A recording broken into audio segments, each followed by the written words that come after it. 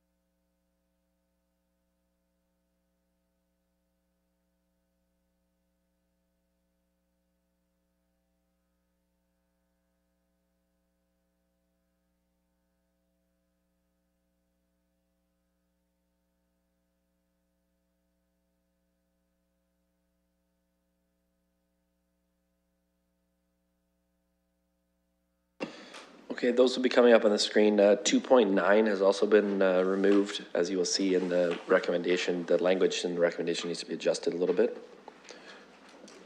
Okay, Councillor Zafman moving. Is there a seconder? We're just dealing with the consent items. Deputy Mayor Hubert, we've pulled 2.2, 2.5, 2.4, and 2.10. Okay, it's been pulled, so yeah.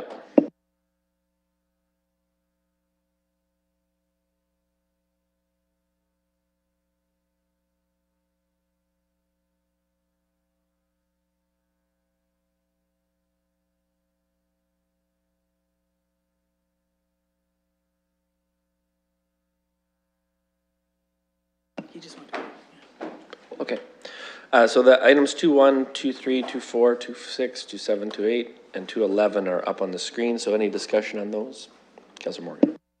Yes, I wanted to make a comment on 2.4, which is the Infrastructure Canada Smart Cities Challenge update. First off, I wanted to again thank our staff team and members of the community who are listed in the report for the work that they did on this. And although London was not successful, as there quite frankly were not that many prizes to hand out, I know that our staff outlined in the report that there were many things that we learned that can be incorporated into our own smart city strategy.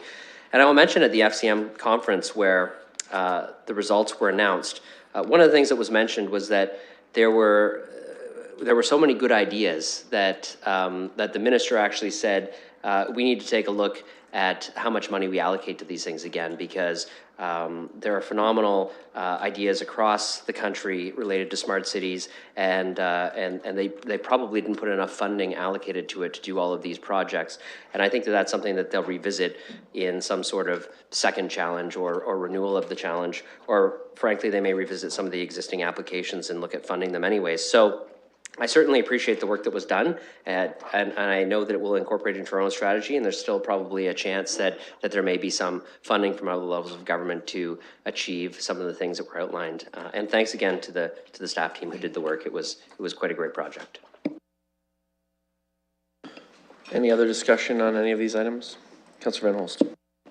Thank you. I'll maybe make a comment on number 2.4. Of course, I was disappointed that we didn't win. And I wonder about our strategy too, going into this. Of course, we went out to the community and said, hey, what would we like in terms of a smart city? But that wasn't the question. What can we do to win? And although winning isn't everything, winning is, in this case, $10 million or $50 million. So I think it might have been worthwhile to really look at what very heavy problem could we have solved that would have been, that would have really drawn attention there. Something, especially for a place like London, we're a test market city. So, and we're small enough yet big enough to experiment with quite a number of things. So there could have been $50 million problems that we could have taken a shot at that the big cities simply couldn't have done. And those are the ones we would have been competing against for the larger amounts of money. So if we could have been a pilot for a really significant project, we might have been able to get that. So when these things come up again, I think we should really look at how to get that funding, because this is a substantial amount. And so although we did learn some things, and it was worth going through the exercise, I think it's really worth targeting a victory in those competitions as well. So, thank you. Councillor Usher. Thank you, Mr. Chair. I have to put my 2 cents in on this. I've been here for a long time, and I know that our staff do a great job. And I'm not going to question them with respect to why we didn't win and so on. There's only so many prizes out. There were many applications. Sometimes we put applications in and we win. Sometimes somebody else wins. And we all learn from these things. And I know that our staff always look at these things afterwards. Not necessarily what could we have done to win, because of the fact that we don't necessarily know what other people do. But we always look at it and see, how could we better ourselves in the future? And in these particular cases, the projects that we put in, my understanding is that the staff is going to look at it and make use of it for the city. So I just wanted to say that, because I want to thank the staff for putting in the bid in the first place. And just because they didn't win, I'm not going to let them feel badly about it. I think it was great that they put the effort to that. Any other discussion? Councillor Morgan. Yes, I just want to follow up on the comments that were made.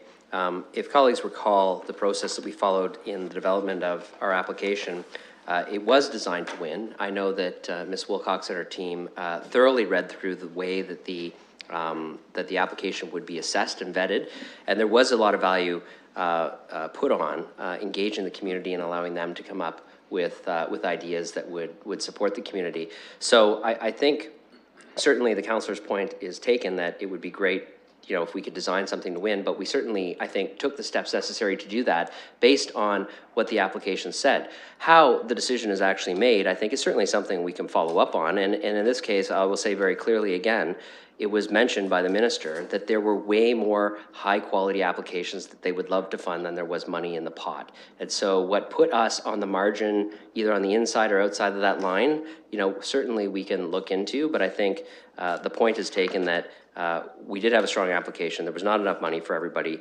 And, you know, frankly, I think that there's a lot of value that was done through the process. And I think that they actually did try to design a project that would win based on the proposal, or based on the criteria in the application. Okay, I don't see any other discussion. Just a couple of points from the chair on 2.6. Very glad to see a clear report about what's happening there in terms of the BRT capital budget and realignment. I think it's really helpful report. It just keeps everyone sort of up to date on what's going on. It's very consistent with what we've been discussing up to this point, but I think it's a very helpful report. On the Smart Cities Challenge, I think anything that is a competition, I think it's easy to want to win. I think one of the things that I'm very interested in is the quality of the other submissions. So there were about 200 submissions that went in, 20 have been become finalists and received $250,000 to support the development of their proposals. And I am very hopeful that of those 20, some of them are going to solve problems that we have in London.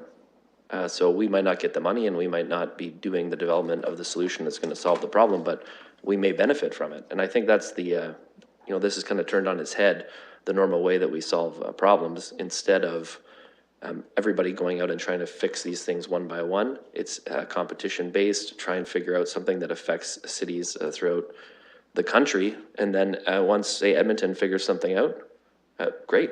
And now we can implement it here in London. And I think that there's really huge opportunity there, regardless of who is actually getting the prizes and who's becoming finalists. And I'm really encouraged just looking into what some of the other cities had put forward as proposals, especially some of the ones that were joint proposals between larger cities and neighboring First Nations, for example. I think there's a lot of promise in what has come forward. I thought our submission was good, but having looked at some of the other ones, there's some other submissions that are really good. And I think, we're trying to get in the top 10% of all the ones that were submitted to become a finalist. Finishing in the top 15% or the top 20% of all the ideas submitted across the country, that's still a great result in terms of our own. And there's nothing stopping us from proceeding and working on this other than finding a source of financing for it if we still want to pursue the idea. So I think overall, really good idea from the federal government to do the competition. The worst outcome would have been they did the competition and there were no good ideas submitted. I wouldn't want to win if we got the money and we were the best idea and there were no other good ideas. That would not be great. So overall, I'm pretty pleased with it. On 211, I think this report is really helpful as well, just to show what has happened, the speed at which action has been taken, and sort of where things stand at this point. And I think it's really a clear report. I'm glad that it's come forward so quickly, and everything seems to be on track in terms of making sure people know that if they want to come forward, this is how they can do it, that Reuben Tomlinson is available to consider their concerns. And I think it's really important that it's coming forward at this time, and it's been handled so well by our staff, and I just wanted to say that. I don't see any other comments, so we'll open up the vote.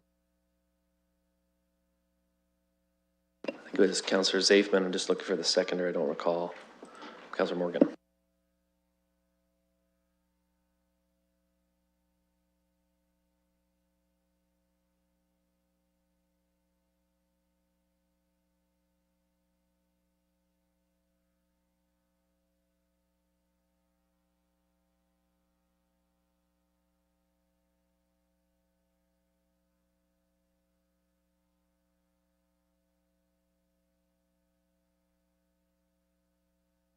Mayor Brown?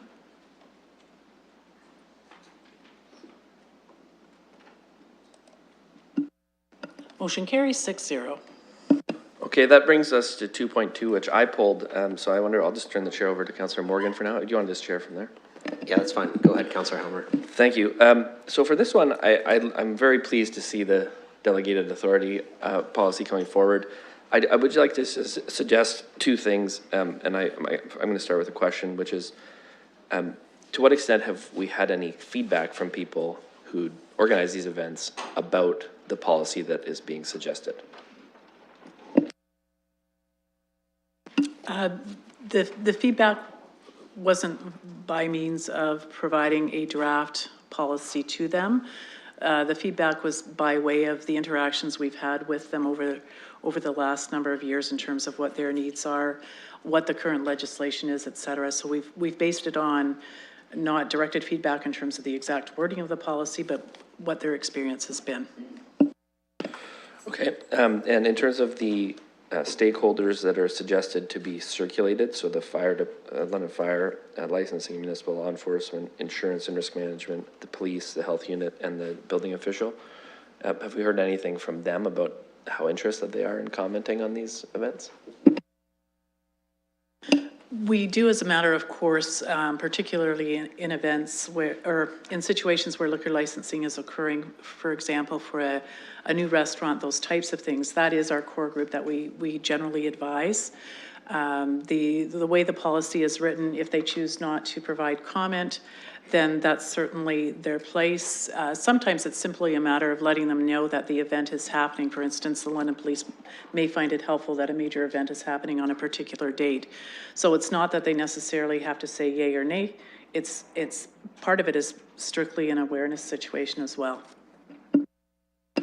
Okay, so what I'd like to suggest is a motion to refer this draft and to consult with the people who have been bringing forward all these requests for municipally significant events, just get their feedback on what it is we're proposing in terms of the thresholds for insurance and the size of the event and these pieces. I'm sure it's fine. If there's some issue that they catch, I'd rather catch it now than, you know, when they start coming in for events and it starts to become an issue. And also to the stakeholders that are suggested for comment, just to get a sense of how interested they are in commenting on those things. What I want to avoid is, just like we were trying to reduce the workload on our committee approving these events, if there's going to be 50 of them in a year and we send them all to 5 organizations, that's 250 people having to do things. And I just want to make sure that they actually want to look at them, and maybe they only want to look at some of them, and you know, maybe there's a process we can figure out there. If they're fine with this process, great. If they're not, I'd rather get it again and just before we implement the policy. So maybe there's support for that from committee. I don't think we need to make changes to it. I just want to get some comments on it before we pass it.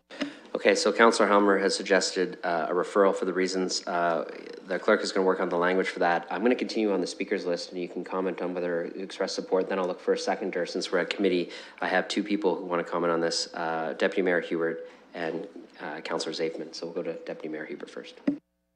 Thank you. I'm happy to see this here. I know that Councillor Usher will be even more happy than I am to see this here, as he's been asking for it for some time. I guess the question, just, I mean, through you, Mr. Presiding Officer, is simply to the clerk.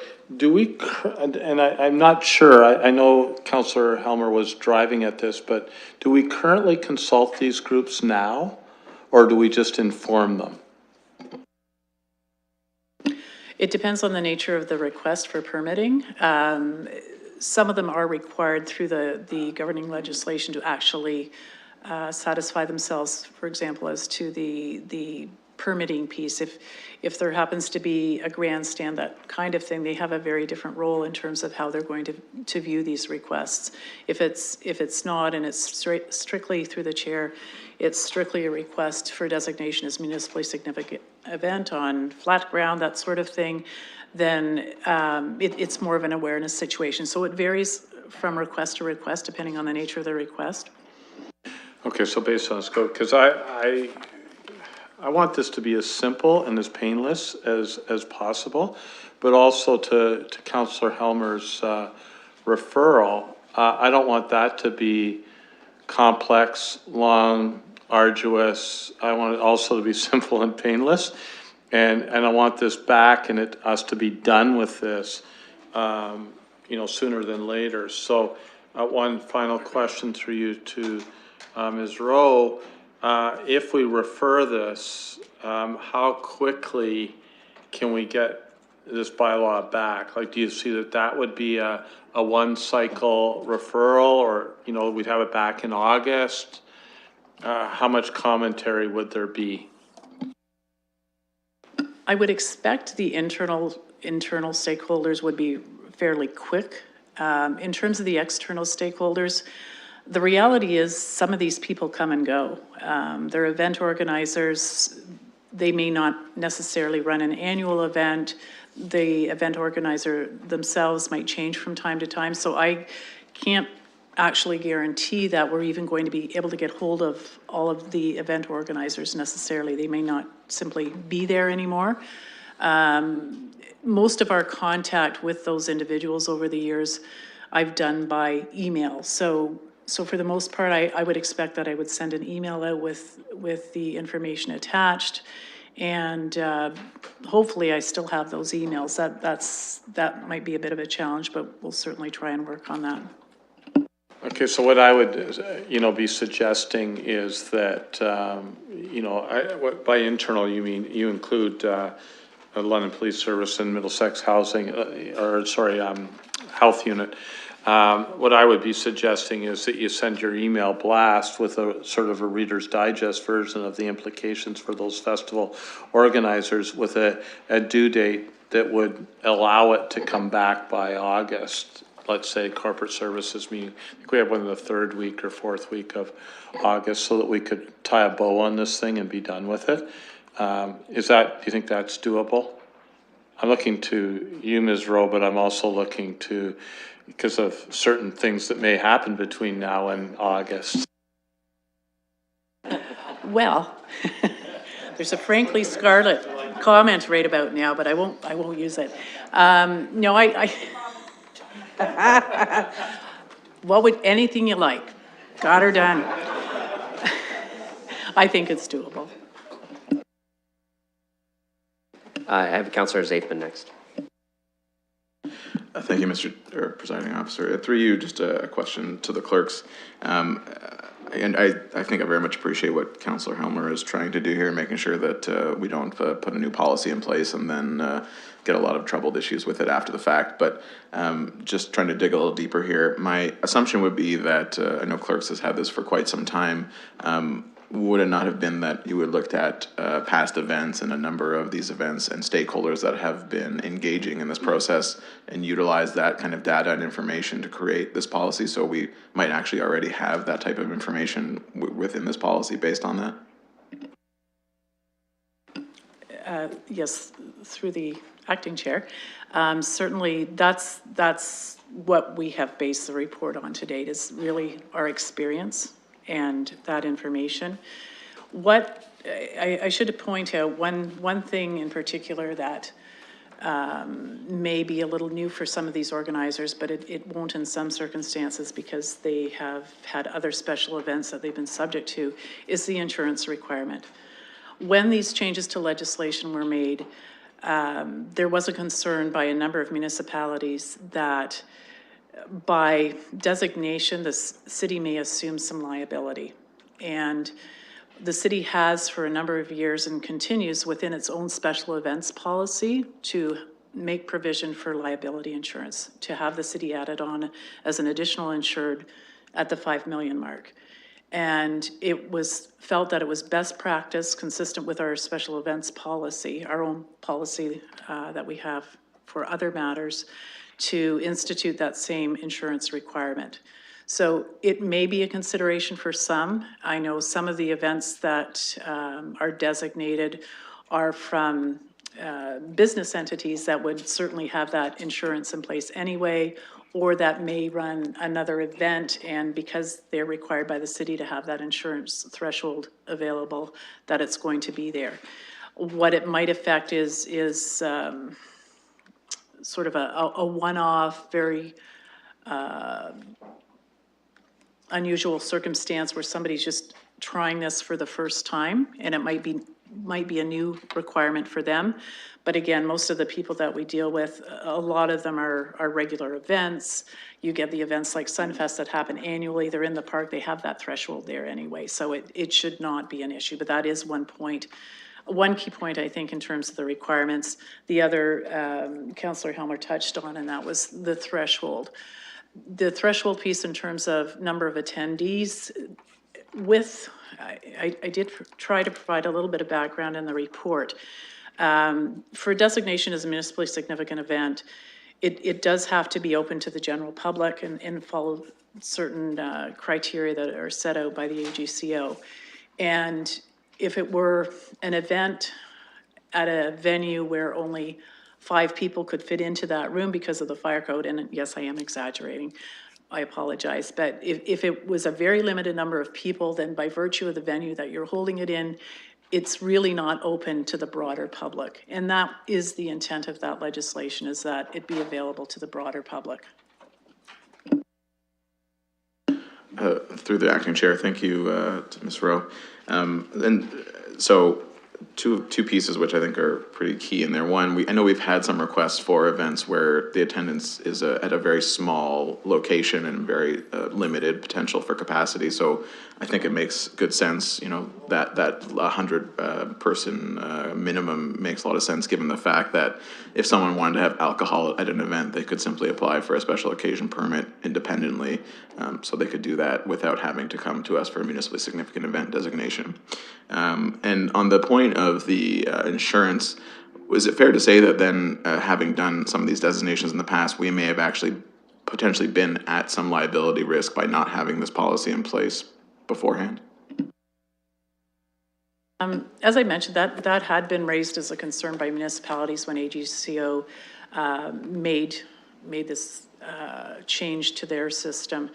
I'm not sure how many municipalities have actually experienced that, but certainly as a best practice, as time goes on, more and more are implementing this insurance protection piece in terms of being added as an additional insured, and that goes for very small municipalities as well. This is something that's you're starting to see across the board. Thank you. And I think, you know, going forward, you know, the idea of collecting some more, or surveying some of our past applicants through this program, they may not like that, but at the same time, obviously, we're doing this for the benefit of the overall municipality and protecting the interests of everyone in the city at the bottom dollar line. I think, given the fact of how this report was prepared and it's quite detailed, I don't know if a referral is really necessary, because I feel like a lot of the information that we would be gathering is already based off of previous applications, which is from the people we would be looking for information from. I think staff have done a very great job with this policy, and I'd be prepared to move ahead with it today. Okay, Councillor Usher. Well, thank you, Mr. Chair.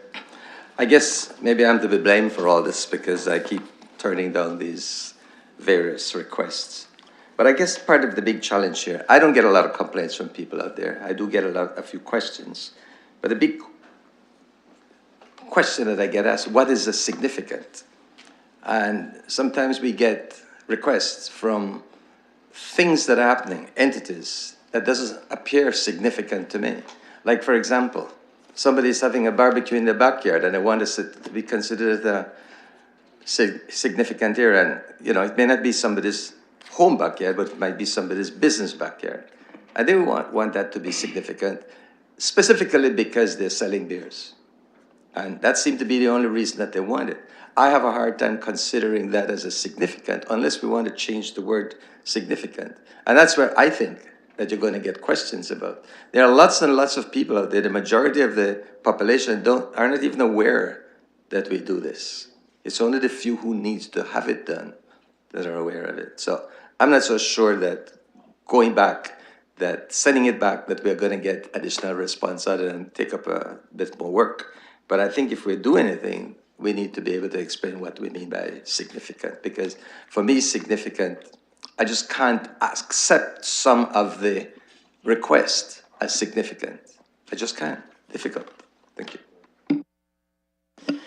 The legislation doesn't define what significant is. It leaves it up to the municipality to make that interpretation.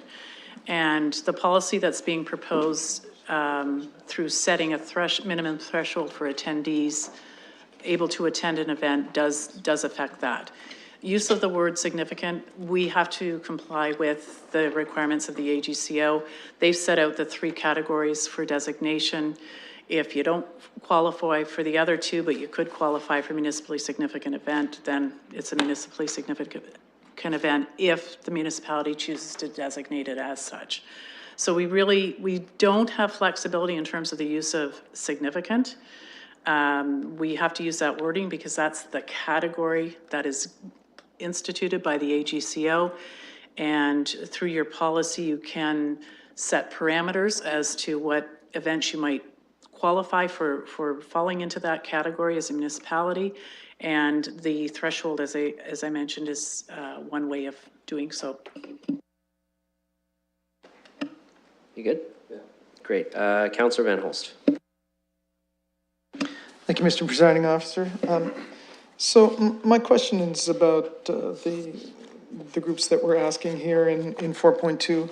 I think that's the purpose of our referral, is try to lean this up a bit by not having to go through this if possible. But are we at risk if we don't consult these groups?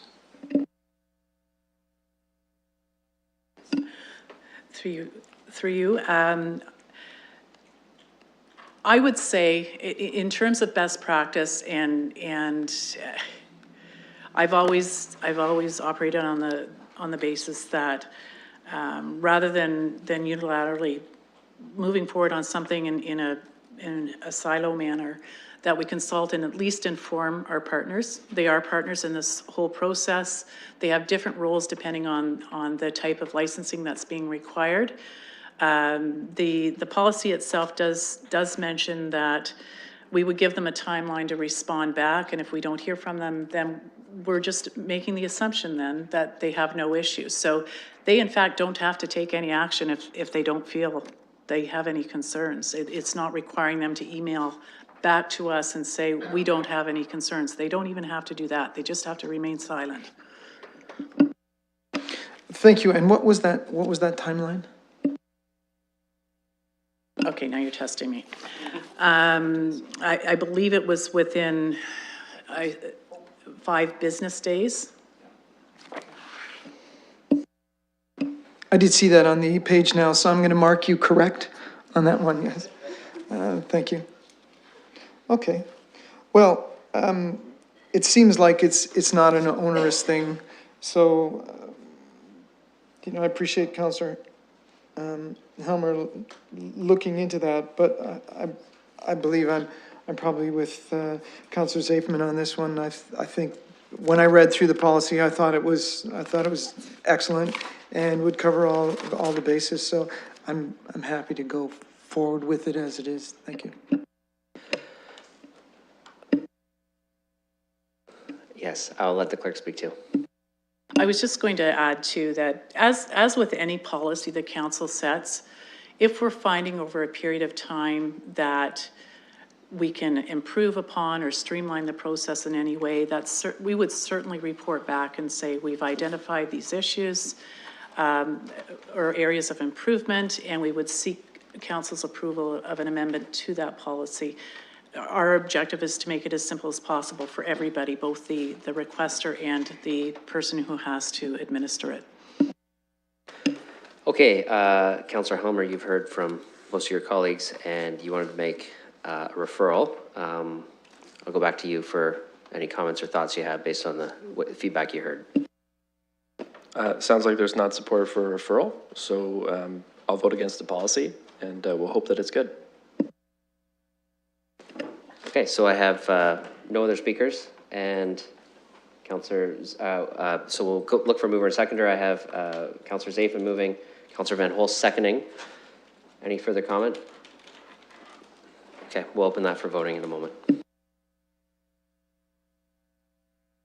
And the vote will be on the staff recommendation. That's what's been moved.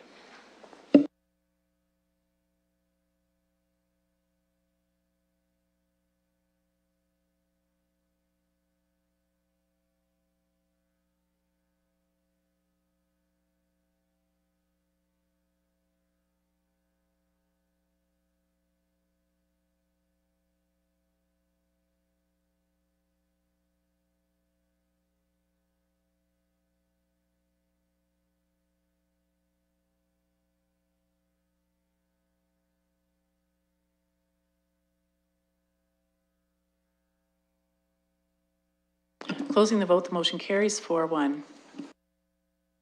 I'll hand the chair back to Councillor Helmer. Okay, that brings us to 2.5, the Southwestern Integrated Fiber Technology Network Project, SWIFT. Councillor Zafman.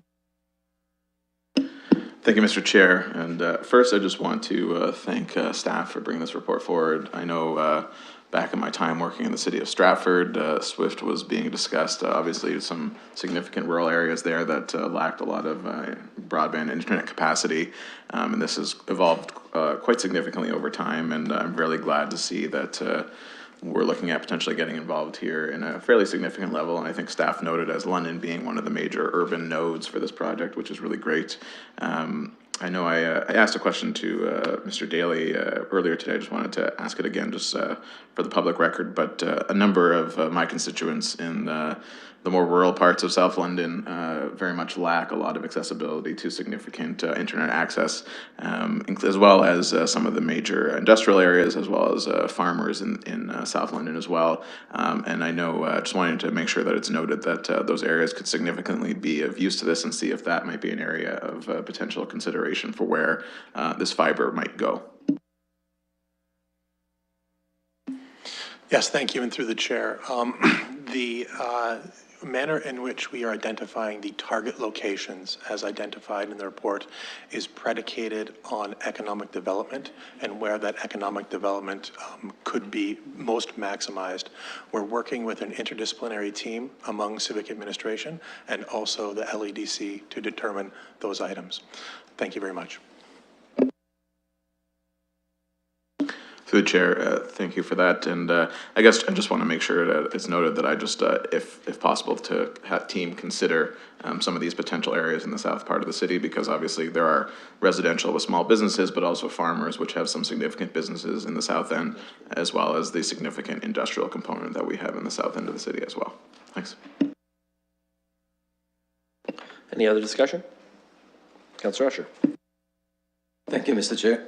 I just want to be sure that in all of this, whatever we do here, that we ensure that if there's any funding from the federal government, that we look into it, because the federal government does have a certain amount of money for this type of project in rural areas. And part of our community is rural. Thank you, through the chair. The SWIFT project was funded by the federal government to the tune of $90 million, and the province funded $90 million. So this is a contribution to the SWIFT network, and then a portion of the $2.76 million that we would get built within the geographic bounds of the City of London would have federal and provincial dollars as part of it. Thank you. Councillor Zaveman. Thank you. And just a point I just wanted to make, but it follows up nicely on what Councillor Usher was asking. But I know that staff noted that the city's initial investment will actually be matched 4-to-1 by the SWIFT fund, which is, you know, when you can get a 4-to-1 backing of your investment, that's pretty good. So just wanted to make sure that's pointed out. Thanks. Councillor Morgan. Thanks to my colleagues for commenting. I'm just going to comment on one item. I certainly think the source of financing is appropriate for this, a drawdown on the Economic Development Reserve Fund. I think this fits well with the parameters of economic development, and so I just wanted to comment that I thought the source of financing was good.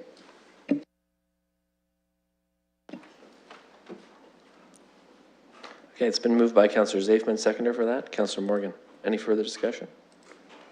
Okay, glad to see us moving forward on that.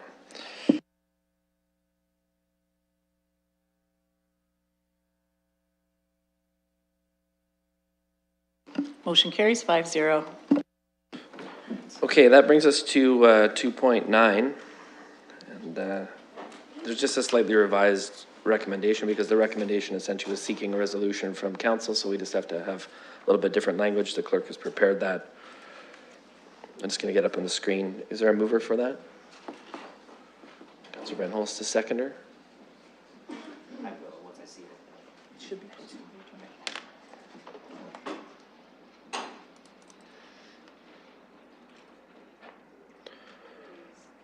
So you'll see it's just rephrased, so that it's actually requesting from the Minister of Finance.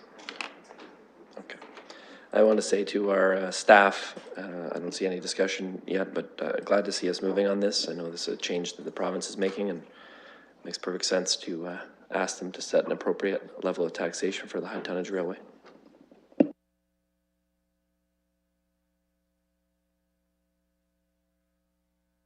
Councillor Van Holst. Thank you. Just this through staff. Do they think the odds are that this rate will apply for London?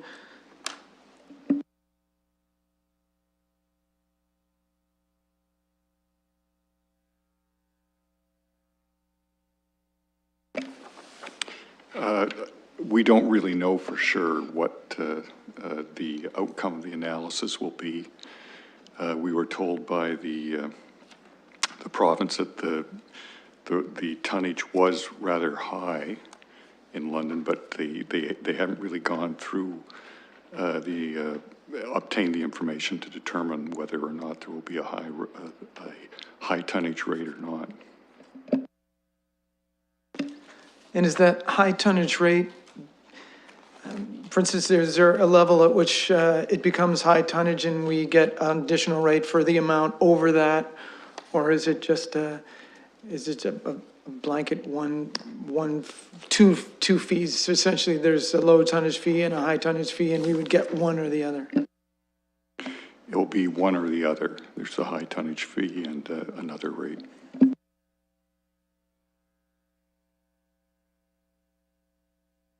Okay, the vote is open.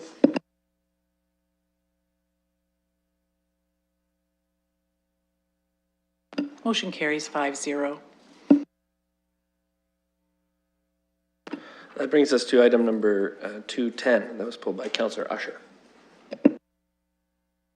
Thank you very much, Mr. Chair. First of all, let me thank staff for the report. I know that there's a lot of work that's been done and a lot of work that has been put into this. But I have to tell you that I'm disappointed in the report. I'm disappointed because of the fact that this report is really to change culture. That's what this is doing, and that's really good from that perspective. I think what it needs to do is to change attitude. And I don't think that this report does that. The largest thing from my perspective that needs to be placed in this report is hiring practice.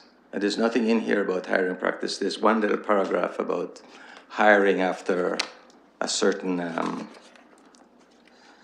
conduct a free 4-day training program, it was mentioned. But there's nothing else in it. And I think that the key of changing the attitude of workplace diversity and inclusion, the time has come now where we have to change the attitude and we have to change our hiring practice. There's no doubt about it. I will say it, and if you go there are other people who will say it. You may not recognize that that's what they're saying because they're trying to be nice. But I was promised a year ago that we're going to be bold in hiring practice. And I haven't seen that boldness yet. I know that the intention is there. I read it in the words that I'm being told. What I'm trying to say is that I don't see it, and I don't see it written in here. And I think I have to bring that out because if I don't bring it out, nobody else will.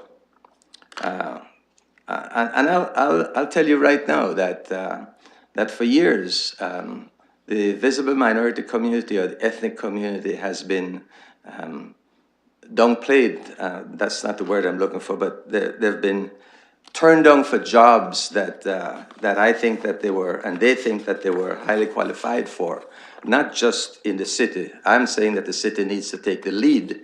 I mean, the corporation of the City of London needs to take the lead, but it's the entire city. And unless we do something about it, it's not going to happen.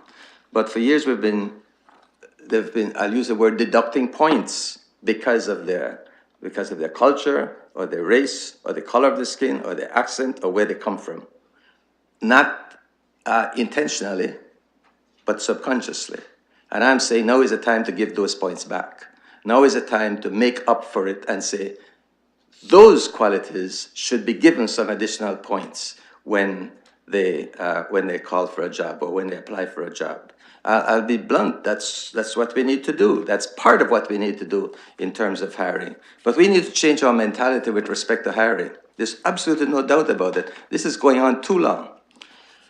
Having said that, Mr. Chair, I want to go to page 2.8, and I want to ask you to return this because that information under recruitment and business solution, sorry, 206. That information on the data collection and new employees, I don't think it is right. My data gives me something totally different. And I'll give you one example. It says here under the second bullet, 17% of Londoners are visible minority. My information tells me that 19.9% of Londoners are visible minority. That's within the City of London. I think that this 17% is talking about the CMA.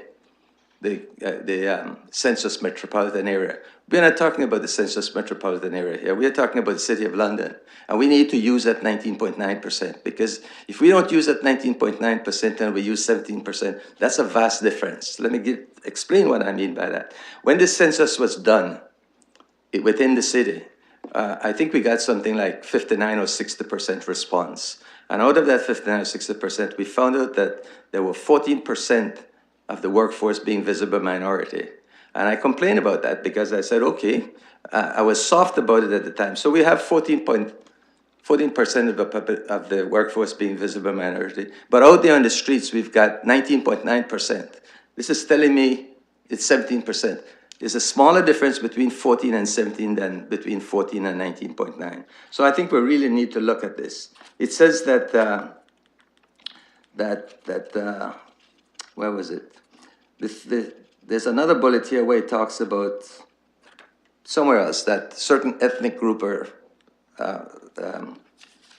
a large, I don't know exactly where it is right now, but I think it says that the Hispanic and the Arabic were the two largest group. My information doesn't tell me that. My information tells me that the Arabic group is the largest, the South Asian is the second largest, the blacks are the third largest, and Latin American are the fourth largest. And this is directly from Census Canada. So either Census Canada is sending out a different information on what they send out, or something is wrong. That information is important because we need to understand that. We need to understand it in our minds. We can't give wrong information there.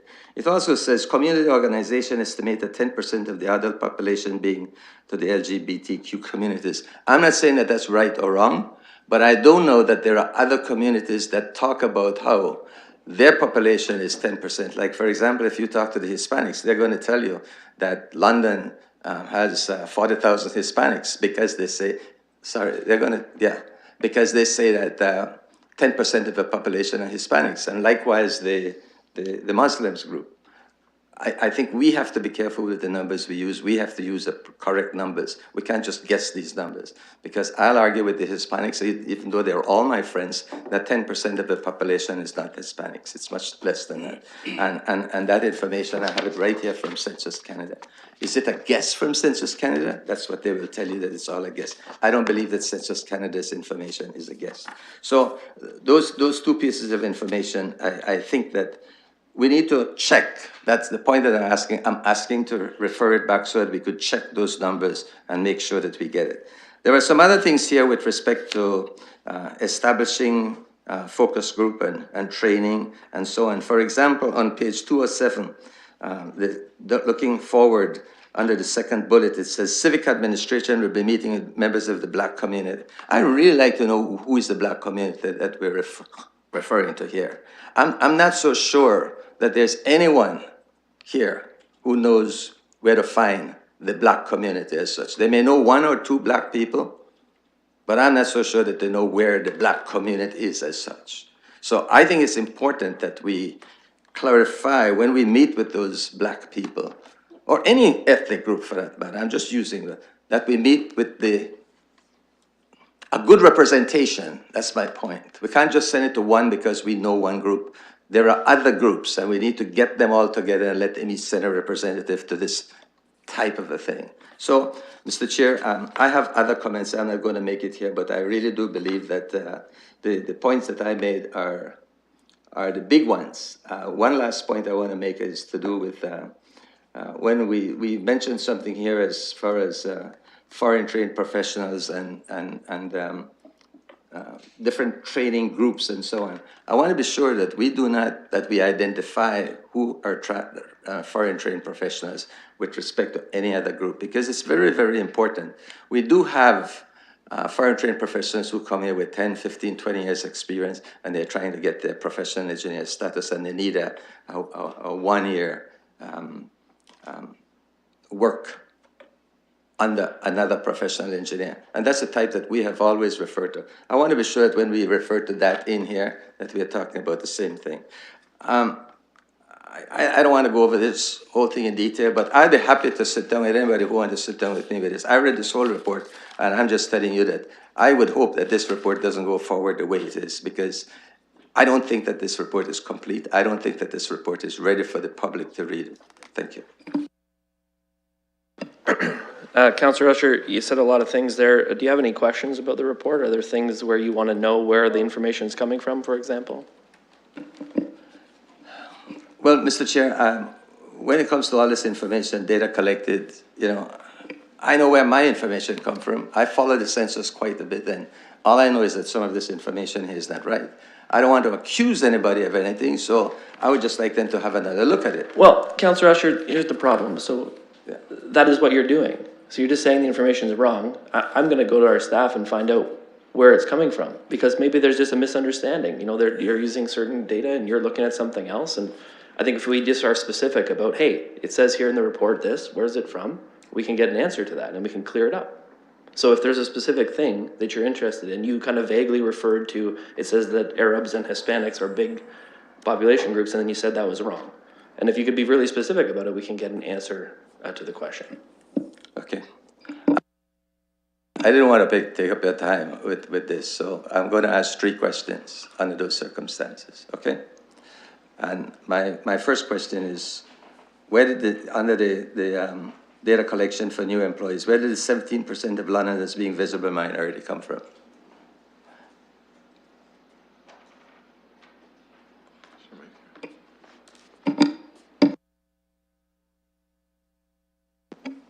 Thank you.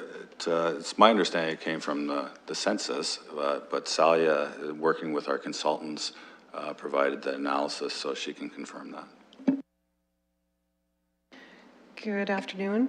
The information comes directly from the census report for the City of London demographic profile. In terms of the numbers that were provided, I know you were referring to 17% of Londoners identified with being visible minorities. So again, that is a number that's directly quoted from the census report. Latin Americans and Arabs being the top visible minority groups, followed closely by Blacks and South Asians. So there's definitely been that increase. We are looking at, again, 2016 data. Recognizing that between 2016 and 2018, there certainly has been some change as well. We've had more people arrive between 2016 to 18, which I'm sure the community organizations have definitely been looking at in terms of the increase in the number of Arab-speaking population, as well as a slight more increase in the number of Hispanic or Latin speaking populations as well, or Latin populations as well for us. Having said that, the number does come directly from the census data. I would be remiss if I didn't do that.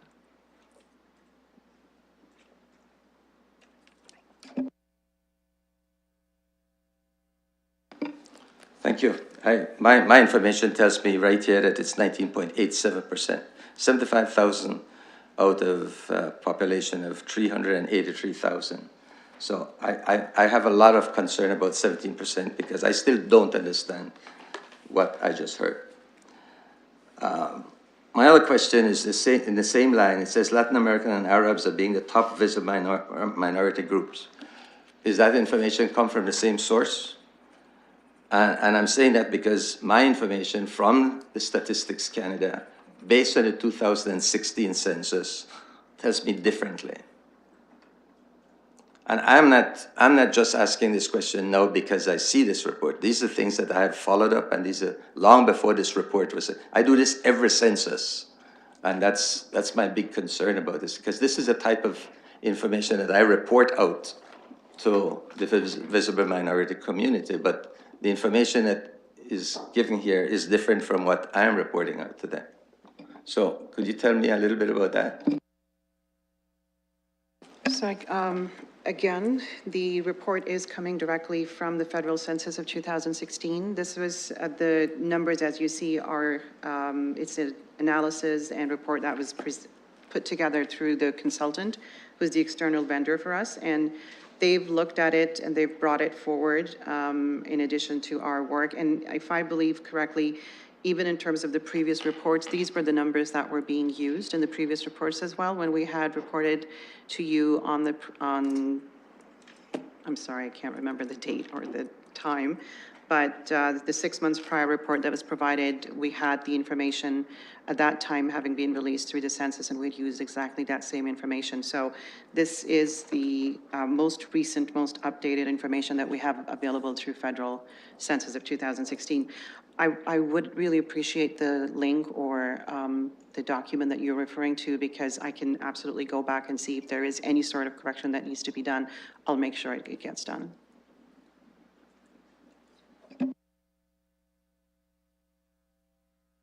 I'm not going to belabor the point. I'm just going to use my own. I just want to identify to you that when the Diverse Voices for Change report came out, the numbers that I just identified to you and the statistics were the same statistics that were used in that report.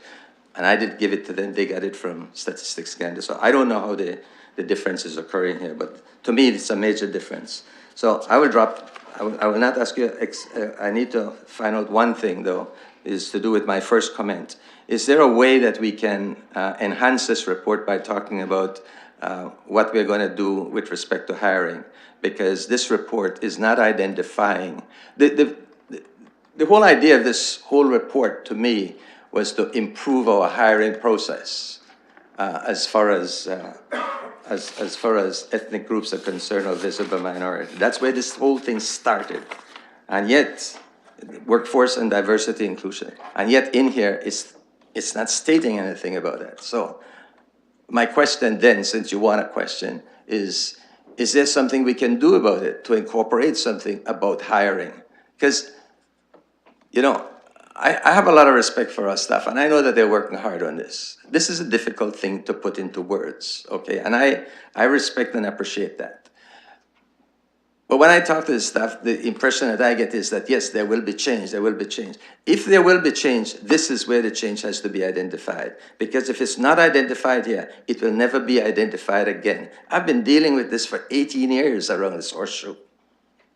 And I thought that at this report, I was going to get something that I would be satisfied with. So when I walk out the door at the end of November, I could safely say that the city is looking after its population. I can't say it with this report. So just before we get an answer to that, I'm just going to ask Councillor Usher a question. So Councillor Usher, on the table there that's talking about the employee demographic breakdown, so for the first page of the report, sorry, the second page of the report. So it's talking about the February to October numbers, where you see that the number of people who responded, who are new hires, was 15.9% were racialized people, which is what you're meaning when you say visible minority, right? And then for November to April 2018, it's 24.4% of all new hires were racialized people. And 21.7% of all new hires were immigrants. So are you satisfied with those numbers?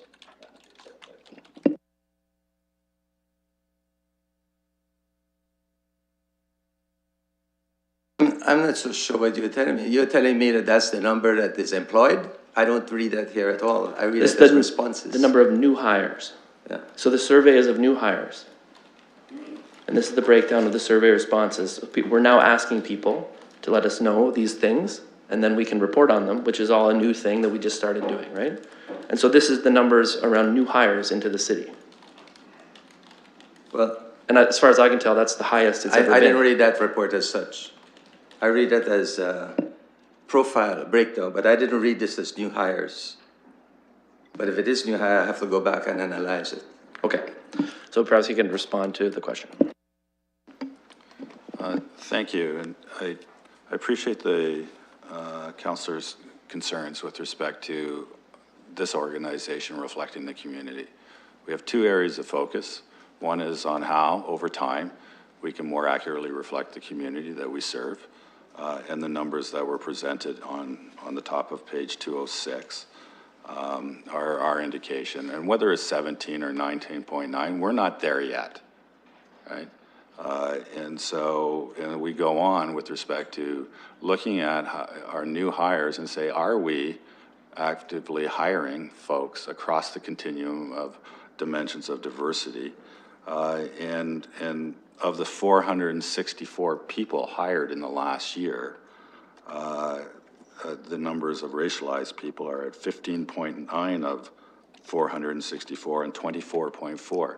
So those numbers are approaching, if not higher than, the community's numbers. So that boosts our numbers of folks across the continuum by a certain amount. Whether it got us to 17%, not likely. Did it get us to 19.9? Certainly not. But our goal is to move the pieces. When we talked about recruitment, one of the big concerns that we've had is that what is with respect to our bias. From the point of recruiters and knowing and understanding and hiring managers. And we've taken steps to know and understand that better and provide training for folks that are involved in hiring. And as we go forward this year, hiring managers are going to have to be required to take understanding your bias training, for lack of a better description, to make sure that we're eliminating barriers for folks that might be experiencing them unknown to us. And that's not just this municipality, that's happening all over the municipality, all over hiring organizations that want diversity and inclusion, need to know and recognize those, and it's a best practice going forward, and we're started to do that work. So when we look at this chart on page 206, we have a lot of opportunities to hire people, 644 of them.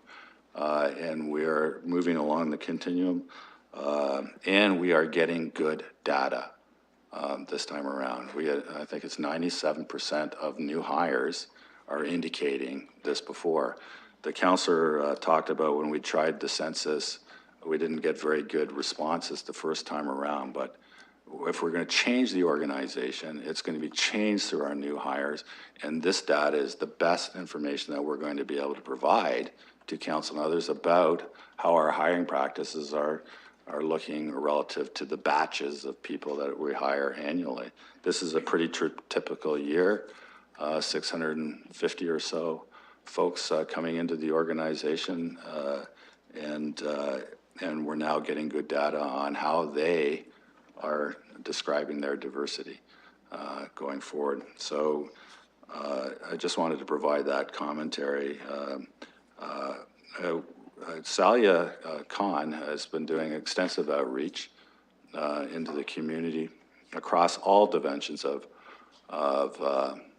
diversity, and we're looking to the Afro and the Caribbean communities to have a meeting, and we'd be happy to hear from Councillor Usher or others on organizations or group that we should also consider reaching out if we haven't reached out to them already. And also we'd be pleased to sit down with anyone to review the numbers and review the report in greater detail. It's only provided for information purposes. If there's direction that council wants to give us with respect to greater scrutiny or greater focus beyond the two areas of focus, we'd be happy to have it and bring that forward. But we've marched out in the 11 months I've been here, the pieces of the puzzle that I thought were important to get where we get at least this far and start to move forward and start to reflect the community we serve in a better and more meaningful way.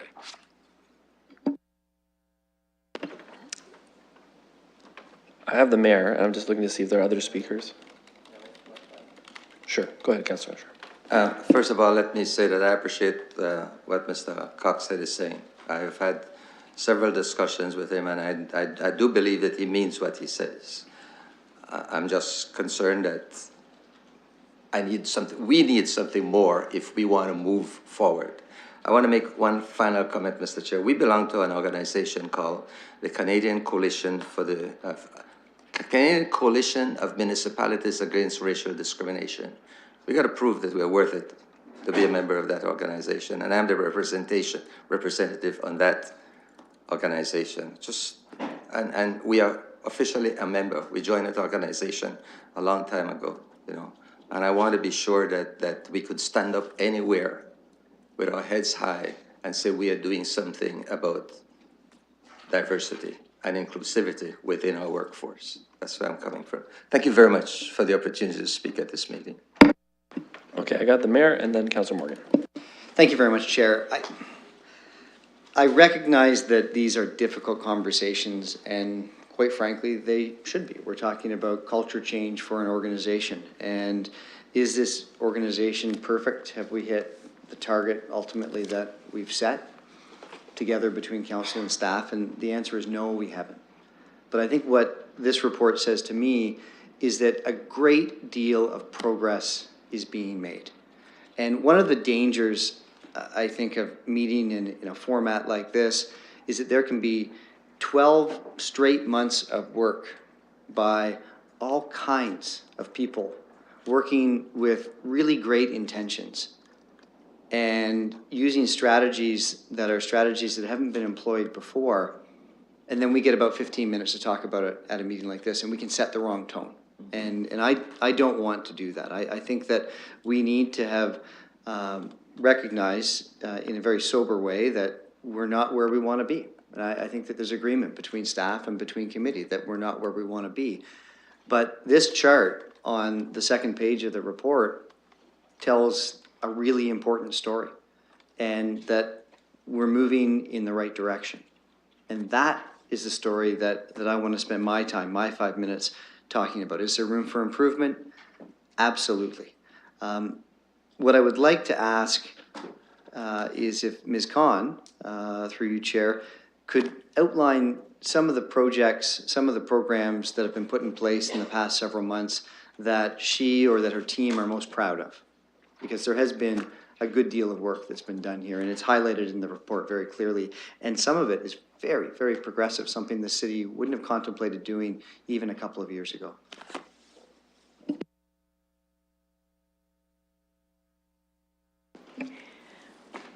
I think I'm proud of every single thing that's being done. This organization has a lot of capacity. The corporation has very well-meaning, well-intentioned, extremely professional, very dedicated people. In terms of some of the steps, I did want to acknowledge the comment that you made around culture change. And perhaps the culture shift happens or inevitably will have an impact on the attitude. I think those two are very deeply interconnected. If the attitude is not changing, the culture is not going to change, and vice versa.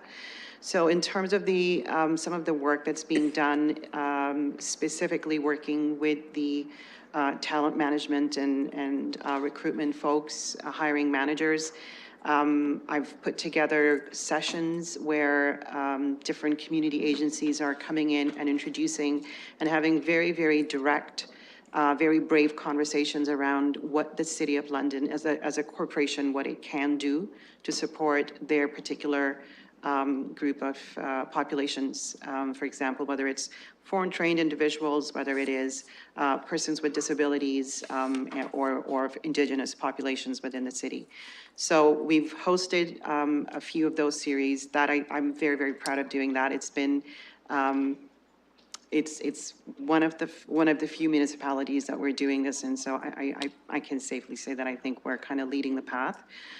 In terms of the work around unconscious bias, there is more work that's happening. We're also one of the, actually probably we're the only municipality right now that has signed up on, don't quote me on that, I'll check into that, but we are the ones that have signed up to become partners to be the ones who provide blanket exercise for their own staff. This is something that's just been put together.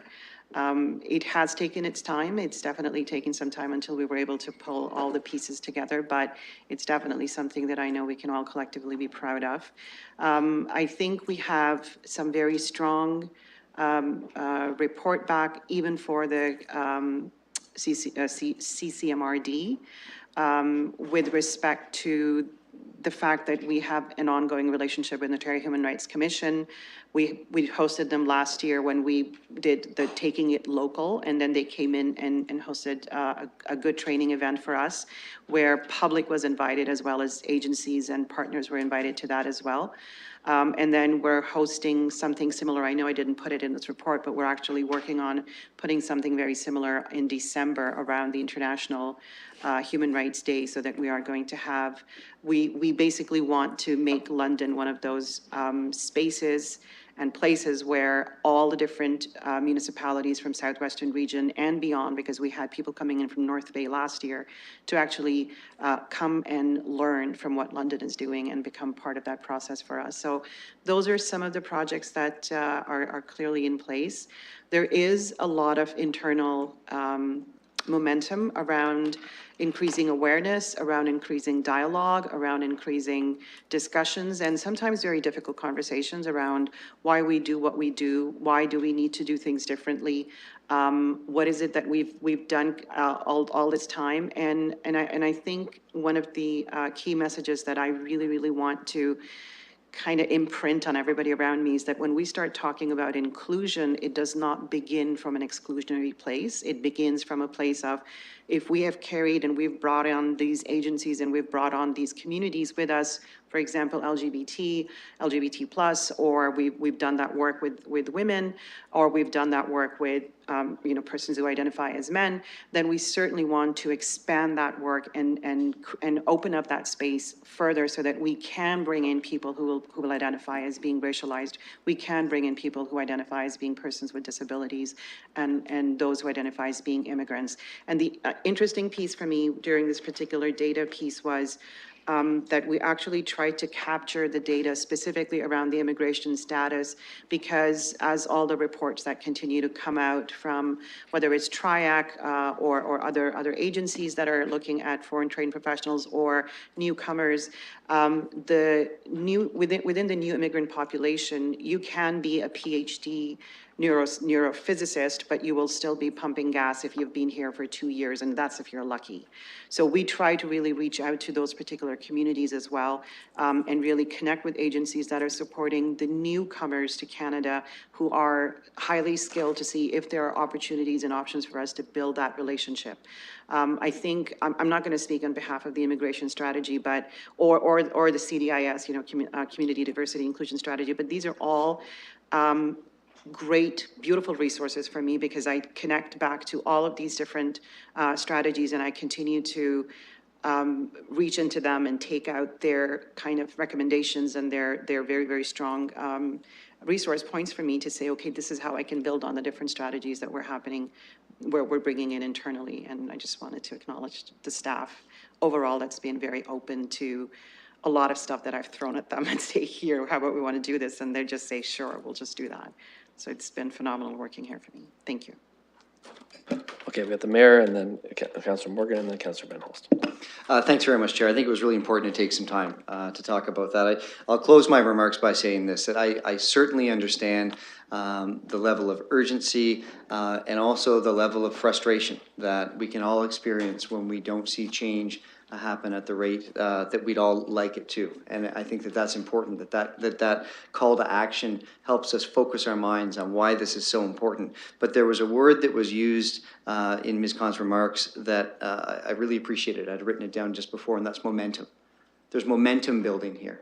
And the danger by looking at this in an overly negative way is it sends the wrong message back to everyone who's doing this incredible work, who's creating this positive change, to slow that momentum down. And so my message back to everyone involved is thank you for the direction that you're taking this.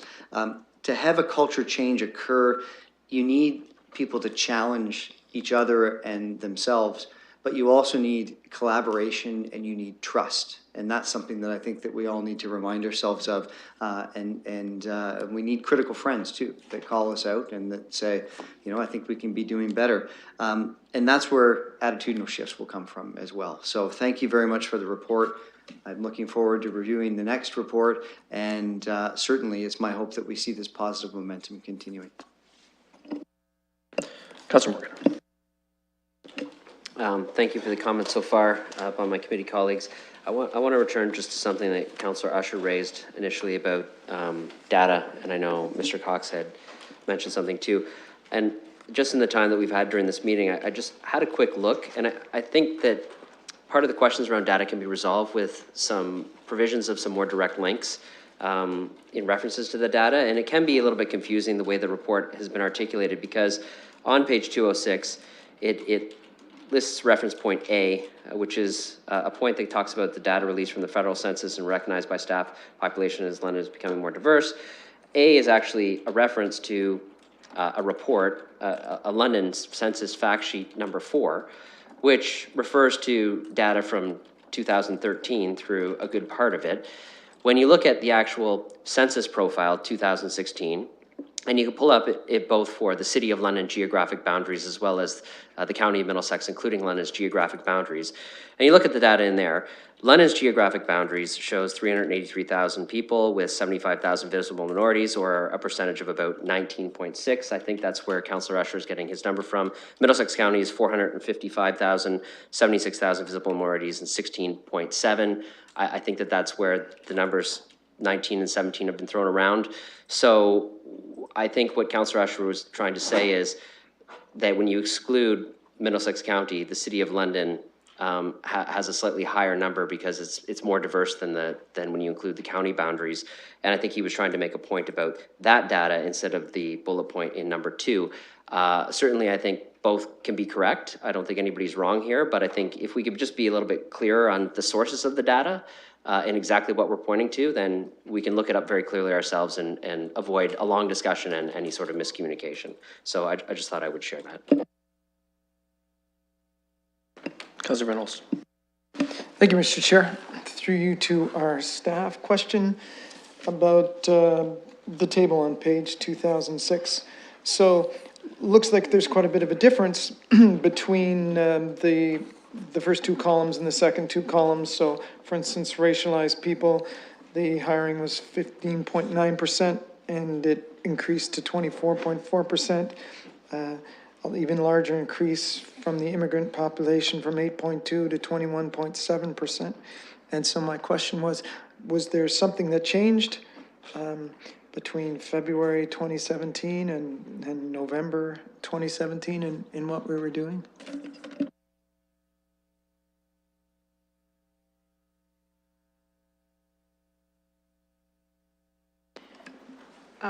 I think it's in terms of the jobs that were being put out, the internship requests as well, and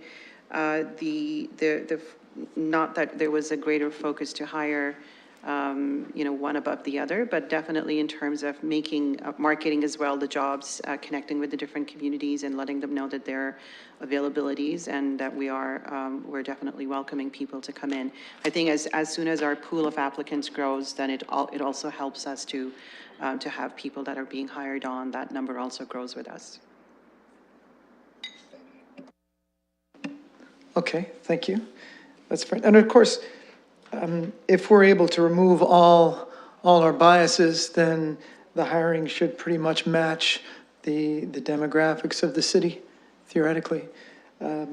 However, it would still take a while for the demographics, the overall demographics of the city to match that, because people, unless our turnover was 100%. So the larger the turnover, then the faster we'll achieve that mark. But if people are going to stay in the city for 30 years because they like working here, then it will take 30 years for us to get to that point.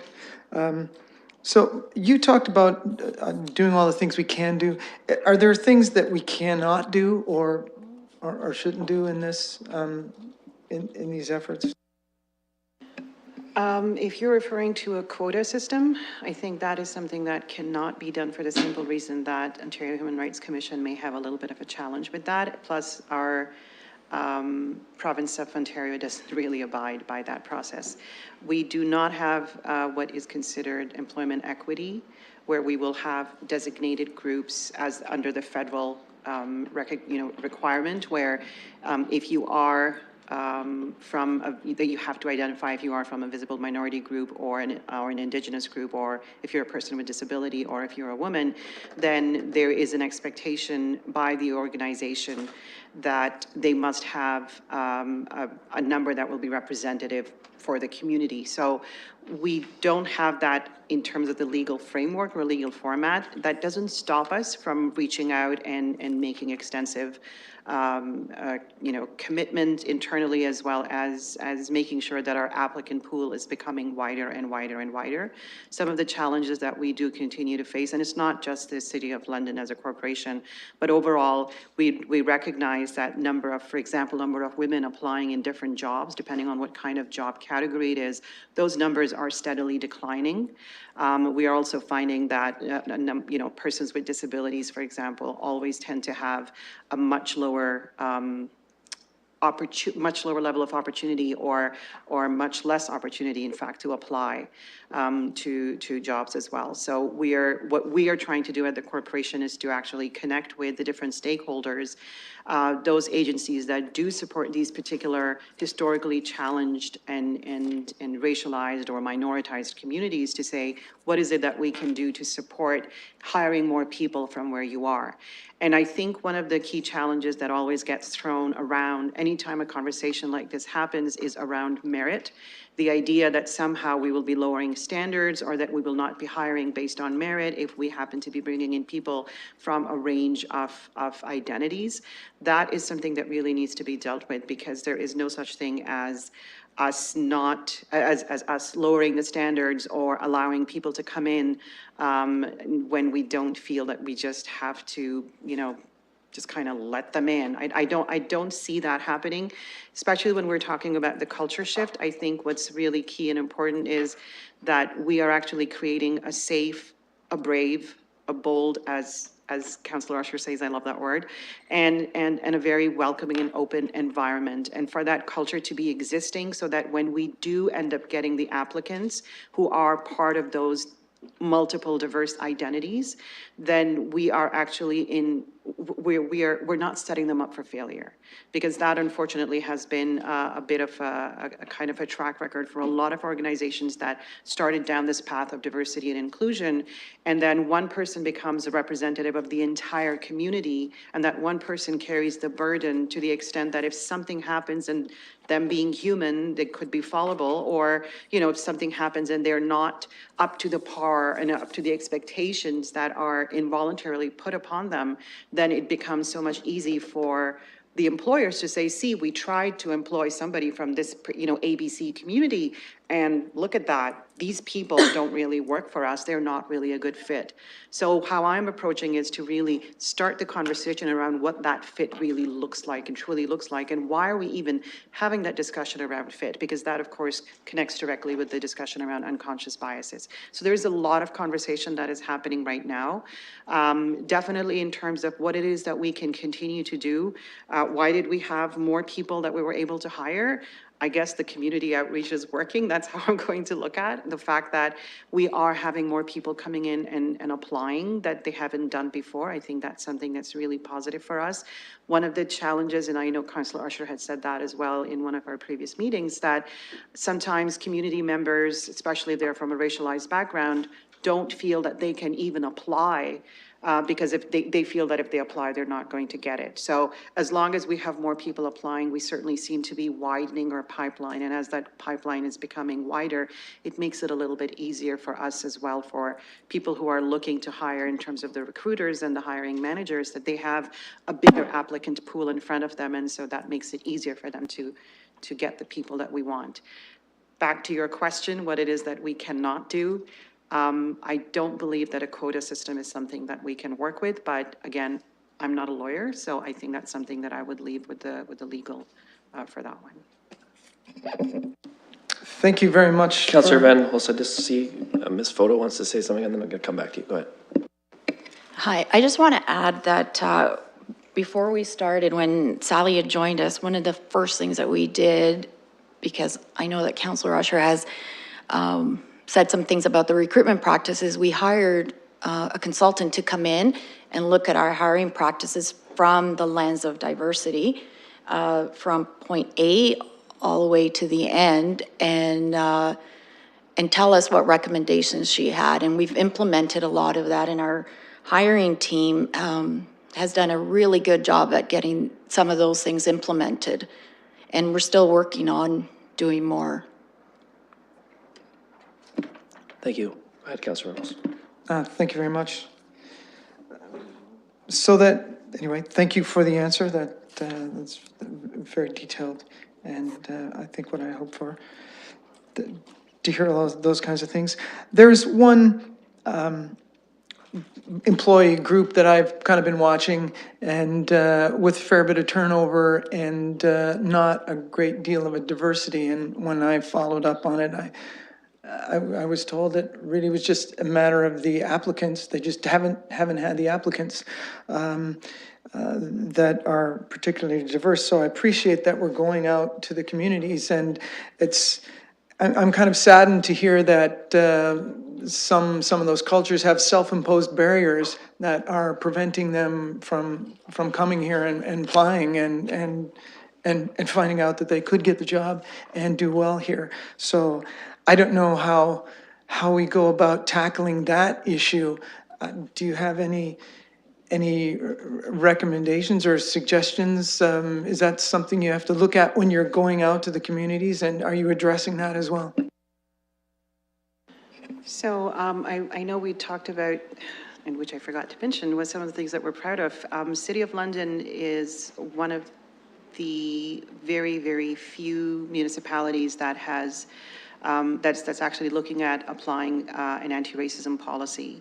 I know it's under review and it's like within the process, and that is something that's really going to support and allay some of the challenges that particular communities have in terms of saying, okay, now that there is an actual policy that is that's clearly stating and indicating that racism and oppression, and specifically race-based oppression, is not going to be accepted, and it will be, dealt with effectively. Then I think that's definitely a very strong message that will go out to the community. So I think that will be one of the things that we can do in terms of reaching out to the range of communities that we want to work with. The other piece, of course, is an ongoing establishment of relationships, communications, and dialogue. We cannot do this work on our own. We have to connect with the different groups of people.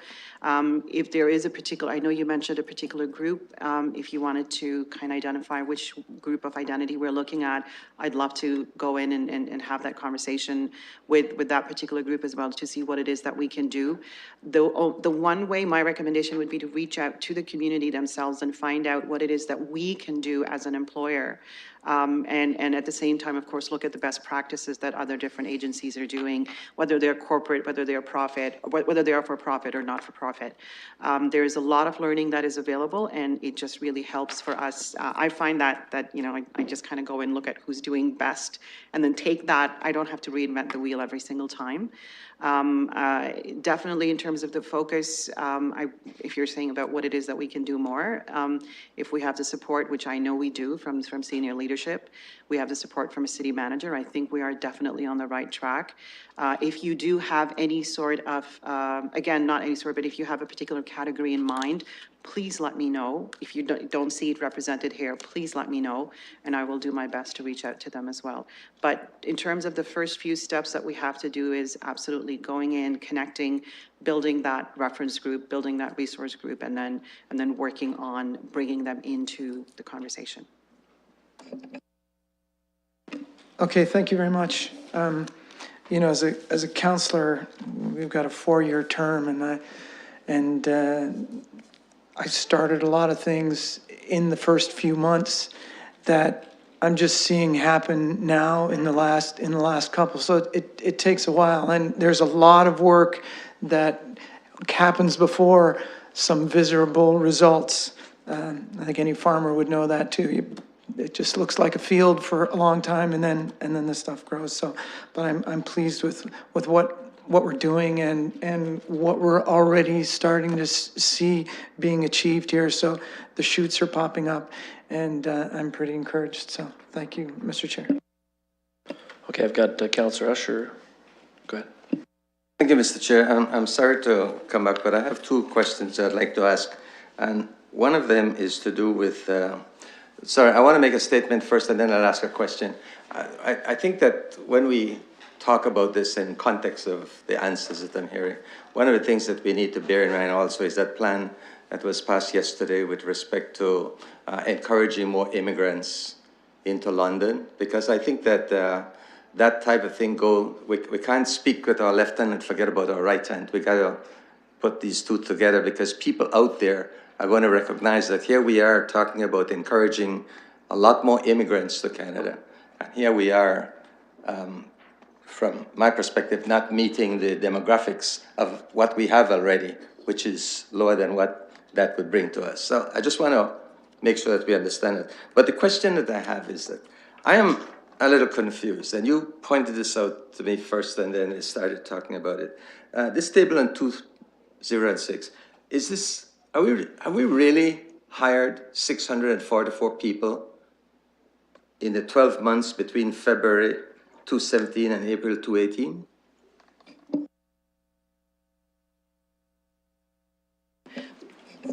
Yes. That surprised me, because I was told that, just remember that we are almost at a hiring freeze because nobody's leaving the organization. So to tell me now that we had 644 people is a real surprise to me. Anyway, if you say so, Mr. Cox, said I believe it. Perhaps it would be helpful if you just give an overview, because I know there are people who retire and then people who are hired. There's temporary hires, you know, for the summer months. There's all kinds of hiring that's going on throughout the year. Yes, through the chair. So for an example, there's 200 hires just for outside works in the summer months. There's a regular churn, as we call it in the organization, as folks leave for other pursuits or retire, and those positions are replaced. I would hazard a guess there's 20 or 30 every month of those. When you have 3,000 folks, it's not unusual for us to see this kind of movement. But there's some big bulk hires. For example, there's almost 210, I believe, temporary hires to support our outdoor operations through the summer months, as an example. Go ahead, Celia. Just to kind of clarify one more thing, I know we've got the Appendix A, which actually breaks down based on the permanent and the temporary status of respondents for the 644, and that may clarify some more questions. As you can see, we have a higher number of people that were brought in on the temporary basis. So we've got 160 plus 86. That's, as Director Cox had said, it's somewhere around the 300 mark. And then in terms of their permanent hires, we have 20 plus 35. So, and I'm only referring to the women, to the line that's referring to women up there. So again, we can see the breakdown that, of course, when it comes to the hire, yes, it is 644, but that also includes our temporaries. Thank you very much. Any further discussion? Go ahead. The temporary, are they like students? Okay. Councillor Zaveman. Just happy to move the report. Is there a second over that? Mayor Brown? Any further discussion? Just from the chair, I want to say, you know, this is something I know Councillor Usher has been working on for a long time. I know that it's been a major focus for human resources, especially over the last like 18 months. I know Councillor Slee is not here, but it's something he has been banging the drum on quite a lot. And I'm glad for one thing that we're getting good information about what's happening, right? And I think that was part of the issue before, is we were doing things and we just couldn't really keep an eye on how things were changing because we weren't collecting the information. Now we are, and I think now we can keep an eye on all of these different things that are happening, and they're, I think, very well articulated in the report, and to see what the impact of those things are. And I wouldn't draw too much conclusions. I know it seems like a lot of hires, 644 is a lot of hires, but I think we have to see over a longer time frame, you know, what direction are we going in and how fast are we going. And I'm really encouraged by a couple of things. One is the outreach to try and get to people who are maybe not applying, because that is the first and biggest problem, is if people are not applying, you know, we can't hire them. And then second, that we're focusing in terms of the hiring pipeline, making sure that all the way along the road, you know, from the initial screening of applications to actual hiring decisions made by hiring managers, that we're trying to resolve any issues that might exist there in terms of unconscious bias or racism that exists, these kind of things that can result in bad hiring decisions. So I'm glad we're looking at that to see if there's anything along the pipeline that we need to fix, and then we're trying to fix that. I think we're doing some really innovative things, especially when it comes to the intercultural competency training. I think that's a really big step forward. We're a big organization, and it's really important, I think, that we're moving in that direction, because this is something that all organizations need to be doing. It's part of Truth and Reconciliation, and I think we're really doing a good job in that one specific area. I think it will take some time before it shows up in anything to do with our hiring, I would imagine, but I think it's worthwhile for other reasons as well. And I do think we're doing a good job of trying to align, as Councillor Usher was mentioning, the newcomer strategy and the community diversity and inclusion strategy and what we're doing in terms of the organization itself and the hiring practices. And so I know that there's a lot in the report. I think it's a good thing that we have so many activities underway across a whole range of areas in human resources. And I really appreciate the attitude too that people have in HR, which is very open to, how can we do it better? Can we try something new? And I'm really glad to hear from Ms. Khan in particular that when you throw out a new idea, that the reception is, well, let's try that and let's see if it works. And that's probably the biggest barrier to changing things is when people are just kind of closed off and say, nope, there's no problem, or nope, we're not going to try anything new. So I'm really encouraged by those things, and I want to say thank you to everyone who's been working on this for the work you've done and the work you're going to continue to do. Councillor Reynolds. Thank you very much. Also comment that it might be interesting to watch and track the applicants as well. And I would suspect that as more people from any particular community are here, we'll see more applicants from them because they're able to go back and say, hey, I'm working at the city. It's a great place to be. You should try this as well. I've had some success and some happiness here, and you could find the same thing. So that might be an interesting figure to look at.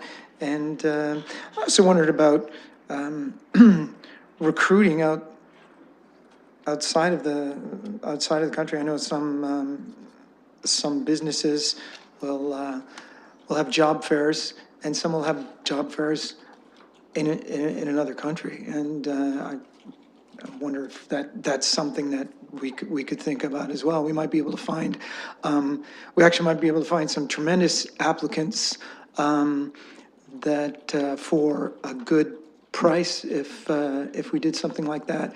And so I'll just leave that as a suggestion. It popped into my head very recently. Thank you, Mr. Chair.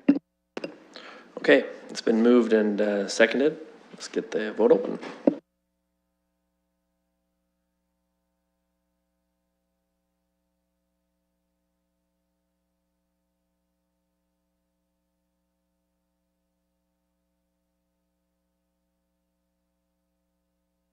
Motion carries 5-0. Thank you, colleagues, for an extensive discussion on that one. For the tax agenda, that's the next item we have. It's not to be heard before 1 o'clock, and so we've managed to push a little past 1. I think I saw Mr. Edmonds. There you are. We do need to open a public hearing for this one. I think that's what it's called, a public meeting. Not a public participation meeting, but a public meeting, just to see if there are any comments on the tax adjustment agenda. Councillor Zafman? Thank you, Mr. Chair. I'm happy to move that. Also, just might be helpful. I know that in the past, when we first dealt with this, it was a little confusing to myself that there's not really much of there's an opportunity for comment, but as a committee, we don't really have much power to do much with that. I just think it'd be helpful if that could just, the processes and how that works, just so that the public is aware as the comments are made. Sure, Mr. Edmonds, do you want to give an overview? Yes, through the chair. The applications that you have before you are applications under the Municipal Act for cancellation or refund of taxes. The normal process would be is the taxpayer would submit an application to the city indicating the reason for their application, whether it be a demolition, a change of tax class, those type of things. And then once we receive the application, then that is forwarded on to the Municipal Property Assessment Corporation for them to provide the dollar value, the assessment value to work with. Once we receive those back, we will do the calculation. We will provide notification to the applicant advising them of the results of the review, the dollar amounts that would be involved, that there is an upcoming meeting in its schedule once we know the date, and if they have any issues, they can attend. These notifications are 14 days prior to the meeting taking place. And we invite them that if they have any questions to contact our office to discuss issues, and we do get some phone calls, but sometimes it's more of a confusing issue, and we're able to resolve those over the phone quite easily. And then after the meeting is held here at committee, then you know the process after that. Thank you for that, Mr. Edmonds. I think there's a motion that the clerk has prepared.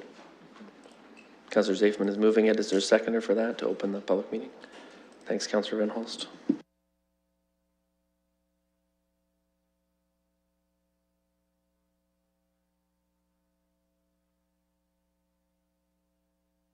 Okay, that's open.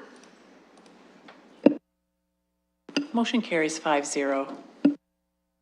Okay, I'll just look to the gallery to see if there are any comments on any of the items in the tax adjustment agenda. If there are, you just come down to the microphone and give your name and address, and then you can comment on the tax adjustment agenda.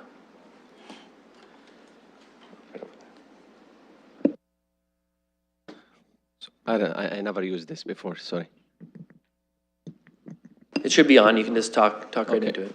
Are you talking about 76 Clark Road? Yes. Oh, okay. Well, the reason why, first, my name is Fadi Ibrahim, okay, and thank you for having me here. And the reason why I applied, and actually I complained about the tax, the property, it is zoned residential industrial, and there is a WAS building in the property that I'm not using it for any reason. It's completely like leaking water and bad. So what I did, I demolished the building. I applied here, I paid the permit, and that happened almost a year ago. And suddenly I just received a letter from the city hall, and instead of paying approximately $2,800 property tax a year, it's jumped to $8,900 a year. And now there is no building at all. It's only a compound, and it's fenced with a gate. So what I did, I applied to the city hall to see if they can do something about it, because I believe like I'm paying a lots of tax here for something only vacant. It's vacant, like it's only gravel and a gate. And there's nothing, no building whatsoever. So somebody told me I should apply and complain about it, and somebody, he's experienced, and they are fair, and they will look at it, and they will see if it is possible to they do something about it, and I will leave it in your hand. Thank you. Mr. Edmonds, any comments about the, I see there's a reduction to $238.58, but that doesn't sound like it's $8,000, so I wonder if you just speak to the situation. Yes, through the chair. The application was filed for the house demolition effective October of 2017. When we sent the request to the Municipal Property Assessment Corporation, they provided the adjusted values, removing the value of the house totally and leaving a land value only. So all that the individual is now being taxed on is the value of the land. The house had very little value to start with. And so that's why the refund is a smaller amount. And keeping in mind, this is a 2017 application, and that is only for the period October 9th to December 31st. So we're not talking the full calendar year. For 2018, the Municipal Property Assessment Corporation had updated the records to reflect just the land only. As to what the total taxes are, I have no comment on that right now because I don't know what the actual overall assessment is, but I can speak to the basis of the application made by the applicant with regard to the house. And just to clarify, there is a separate process if there's a dispute about the assessed value of land that the applicant could apply to MPAC to say, I don't agree with the assessed value of the land, you need to review it. That is correct. Through the request for reconsideration process, any taxpayer can make an application to MPAC to have their valuation reviewed and come up with a different opinion, if possible. So hopefully that's helpful, Mr. Ibrahim. Okay. Anybody else want to comment on any of the other properties in the tax adjustment agenda? go to the mic. Just give your name and your address.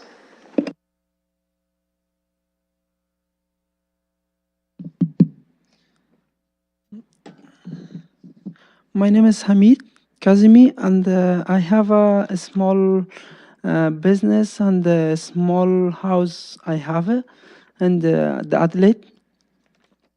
And I apply for the taxes review because it was so high price.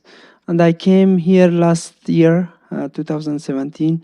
They look at it for me. They said you want to redo for me, and they didn't do nothing. And it's coming more up before.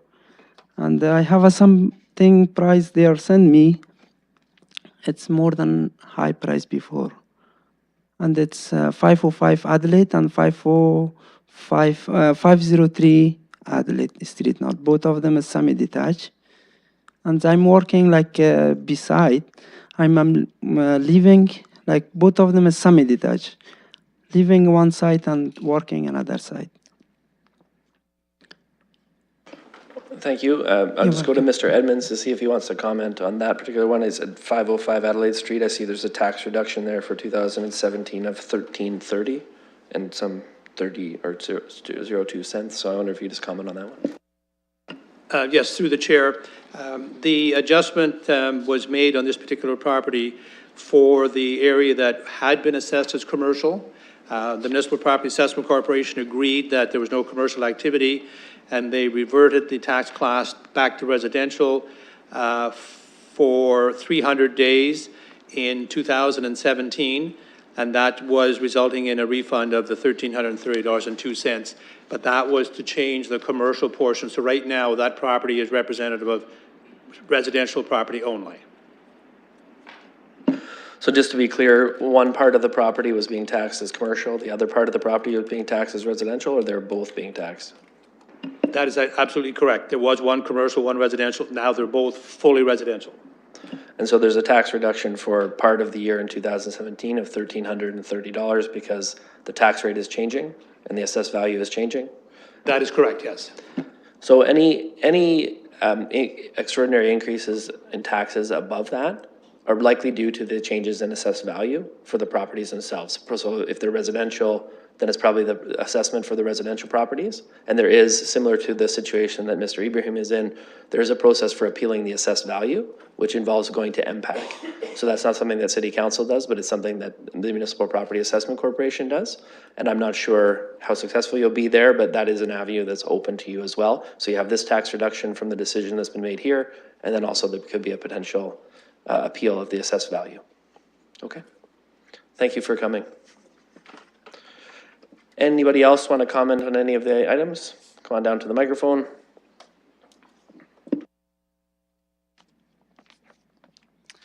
Hi, my name is Leila Foster Gosnell, and it's for the property at 675 Country Club Drive.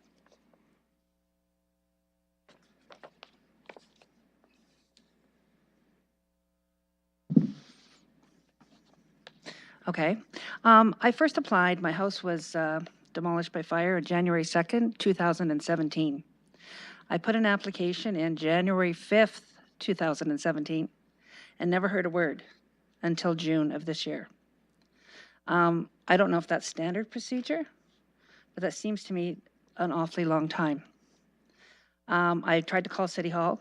I didn't get very much help in terms of finally about 3 months ago, I was told that that it would be, that you had a report back with no explanation as to why it had taken so long, why I hadn't heard anything.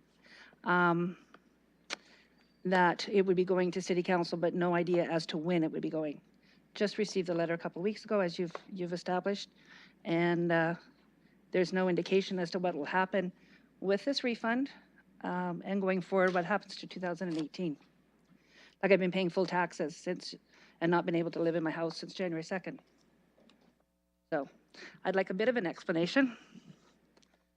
We'll see if we can get you that. Mr. Edmonds, in terms of the timeline for when an application is submitted and when it gets resolved, in terms of the tax adjustments, and also what will happen with the 2018 taxes on a property where there's been demolition or a fire.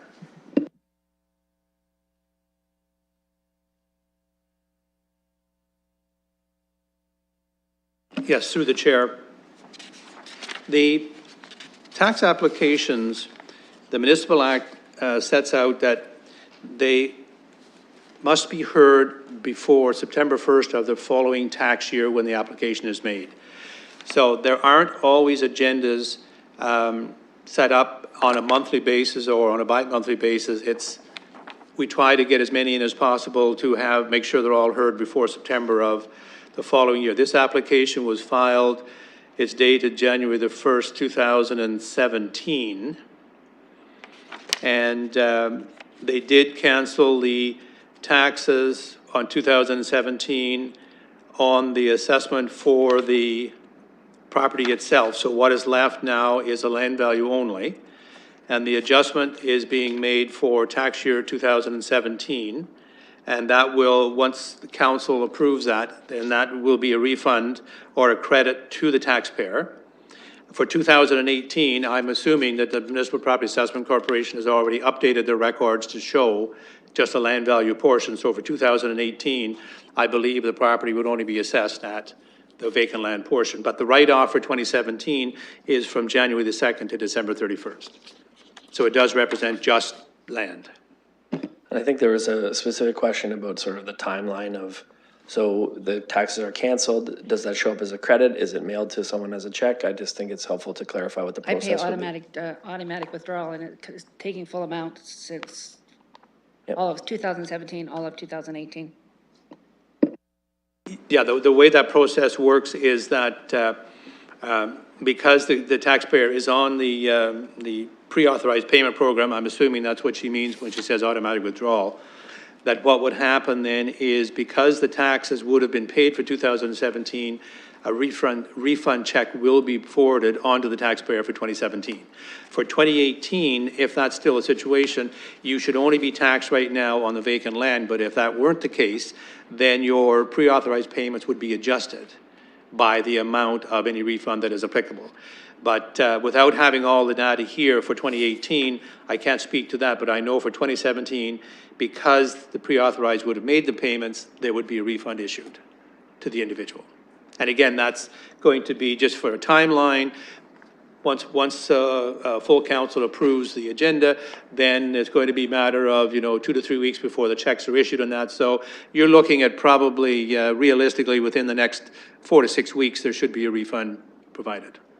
A refund for 2017, and then I will get an adjustment for 2018? That's correct. If 2018, and again, without knowing the status of 2018, if it is already returned as vacant land, then there would be no adjustment because it's already reflected in your tax rates.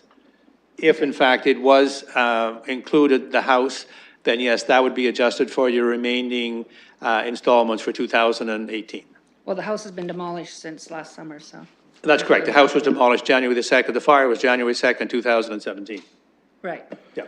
Okay. Okay, so it sounds like we basically covered the questions that you had, but I would encourage you that immediately after this meeting, I suspect that Mr. Evans will be free. And if you have more detailed questions for him, you definitely Thank you talk to very him. Okay, thanks. Any other questions about the tax adjustment agenda? Is it just a follow-up on your earlier property? Okay, go ahead. Thank you. I just noticed something here. It's something wrong. What's happening when I apply to the Domelish building regarding 76 Clark Road, as soon I get the Domelish building, I went and I hire a company, demolishing company, and they demolish it after 10 days. So this house, it's been demolished 10 days after the demolish permit. I had a receipt from the demolish building company, I mean the one who demolished the house, and I took it to the city hall, I think to the 4th floor, and I talked to the person there, and I even gifted him that, and he's the one who filled, I think, the paperwork. Now, the other question for you as a city hall, how you assessed a property? Are you assessed a property that for the floor plus the building, or you assessed a property only for the vacant? And if it is the property, it's been assessed in 2016 or 17, that's the property, it's worth around $250,000. And now after the demolish, it's the property, it's almost only $28,000 less. Then this is mean the house, it's only $28,000? something it is not matching here. So the house, it should be at least, actually the value of a property gain with the house. When you have a vacant land and you build a house, the house, it will make the value of the property higher. And when you demolish the house, you will lose the part of the value of the property. Now, I think my understanding as an owner of a property that I should get refund or for the tax of the value of the house since the date of the demolish. When I got the permit, example, today, and I demolish the house 10 days from now, I should get the tax to be reduced from the date of the demolish, or at least from the date when I submit the paperwork to the city hall. And it's been happened in 2017, and we are in 2018. The demolish, it's happened in 2017. So Can you just clarify when specifically the demolition happened? Was it in October 2017? oh no, it's 10 days after. I remember I was extremely waiting for this permit. And when I got this permit, right away I called the demolish company and I said, I have it. And right away I demolished the house. Even I sent London Hydro, and you have to go. So when did that happen? 10 days after the permit. When was the permit? I don't have the paperwork with me. But you as a city hall, you have the permit because you're the one who issued the permit to the citizen. Mr. Edmonds, do you have any of this information? I know that you said this one is effective as of October 2017, but I'm not sure if that's the date he applied for the adjustment or it's the date that the building was changed. Through the chair, all I can comment on is the application, which was signed by the individual, indicated that the house was demolished October the 9th, 2017. That's the signed statement by the owner. So that's the date we go by. We don't go by any other dates. If the owner says it was that date, that's the date we accepted. And that's the date at which the refund started to kick in. So That is correct. The refund has been effective as of the day of the demolition. So Which it sounds mean- like that's what you which want. mean- And then the disagreement about the assessed value of the land after the Yes. building is gone, that's not something we need to talk about. That's something you need to talk about with the Municipal Property Assessment Corporation, whether the land, the value is, if you agree with that or not. So there's does a this mean separate I have process to for go to impact or impact? Yeah, impact. And they will, whatever they assess the property in that time, the city follow their assessment? Yes. Okay, thank you. Thank you. Any other comments on the tax agenda? Okay, thank you very much. We have a motion to close the public meeting.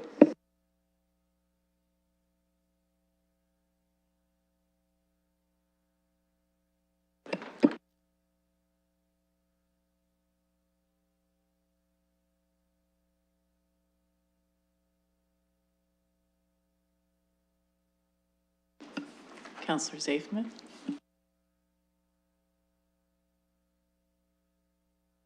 Motion carries 5-0. Okay, that brings us to item number 4.1. This is a communication, as it turns out, from Councillor Zafman. No, we have to then vote on the adjustment. Oh, sorry.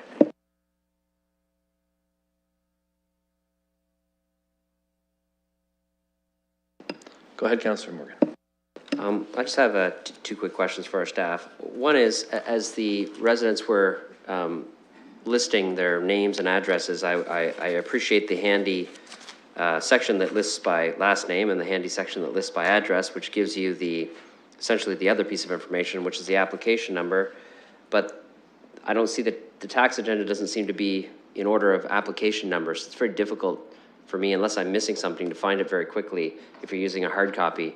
So I don't know if someone can, if I'm missing the way I should be reading through this, then if you could please let me know. And if I'm not, maybe we could sort the first list by the order of applications or something that makes sense so I can look these things up quickly if we go through something like we did today.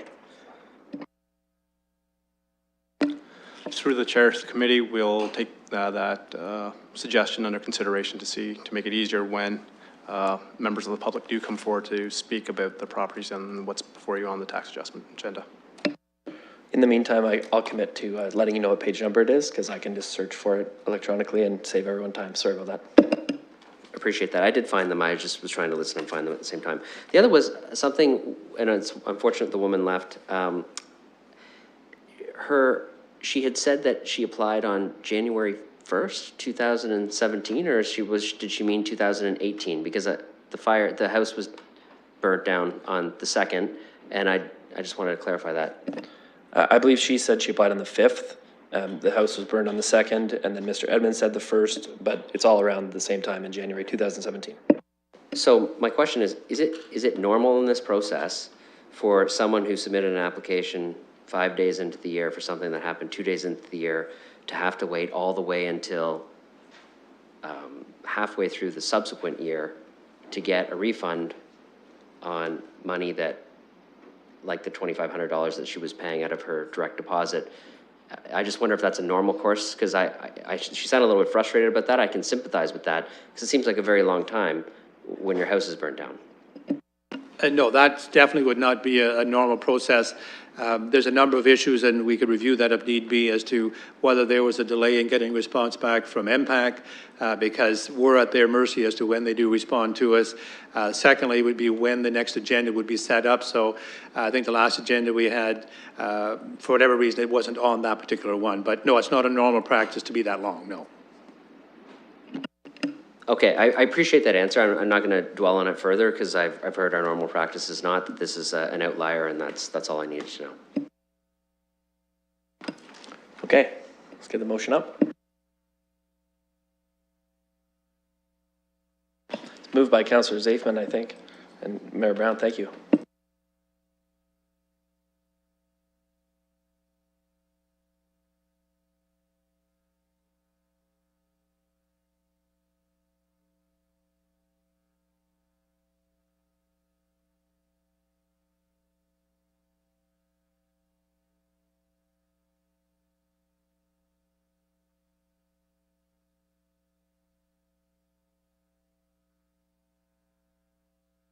Motion carries 5-0. Okay, that brings us to item number 4.1. Councillor Zafman.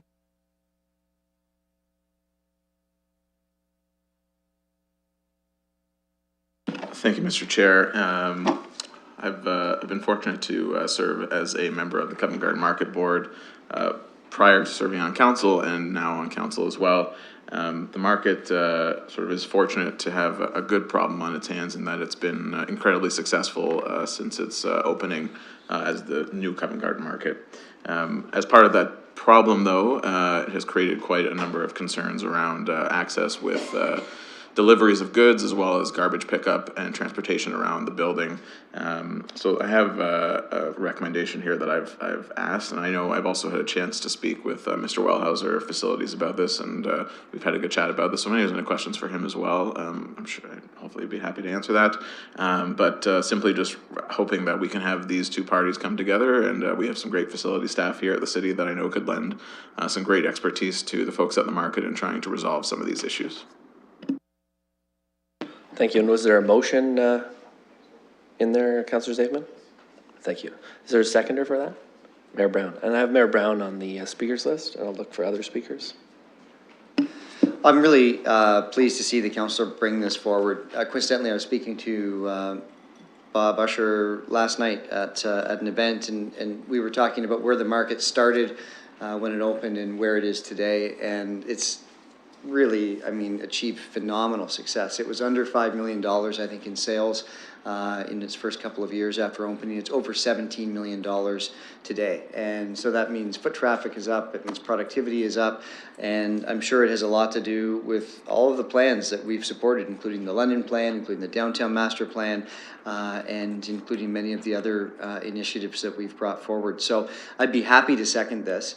I think that it's reasonable to expect at some point there may be capital costs that are associated with the findings from this work, and I'd be very pleased to entertain those conversations as well. This is a wonderful facility. It's a jewel in the heart of our downtown. It creates not only a great economic impact, but a great social impact for our community as well. And so I think that it just makes sense that we would work with one of our community partners in this way and share some of our expertise, understand their needs, and then work towards a solution together. Thank you. Any questions for our staff? I see Mr. Wellhauser and also Ms. Scher in behind Mr. Coxette. And I see that the motion does say something about facilities, but then also something about transportation, which I think is appropriate given the roadway that comes in there, and potentially that has some impacts on loading. I'm talking about the laneway and behind King Street, not King Street itself. Any questions from the committee? Sign of a well-written letter. Go ahead, Councillor Zafman. Thank you. And I just frankly just wanted to just thank Mr. Wellhauser for being here today. I know this item was a bit later on the list, and I guess the letter was well received, so that's great. I assumed he was here for the tax agenda. I was waiting for him to raise an issue about his property. No further questions? No? Okay, let's open the vote.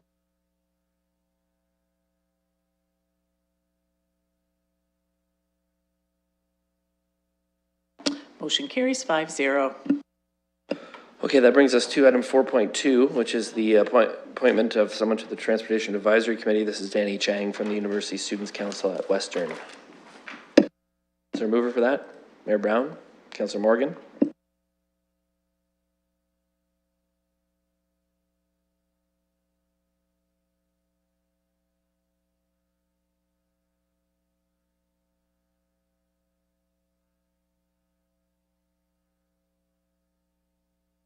Okay, that vote is open.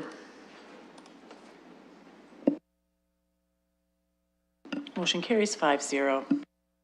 This brings us to a request for delegation status from Mr. Crispin Colvin. I don't see Mr. Colvin here, so I think he's looking for delegation status at a future meeting, and I wonder if colleagues are interested in that, if there's a mover for that.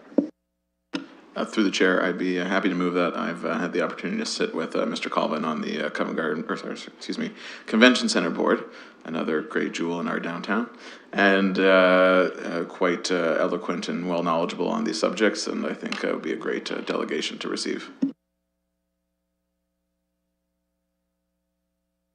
Any further discussion on that? It seemed like a mover. Councillor Zafman, is there a seconder for that? Councillor Morgan, thank you. Okay, let's open that up.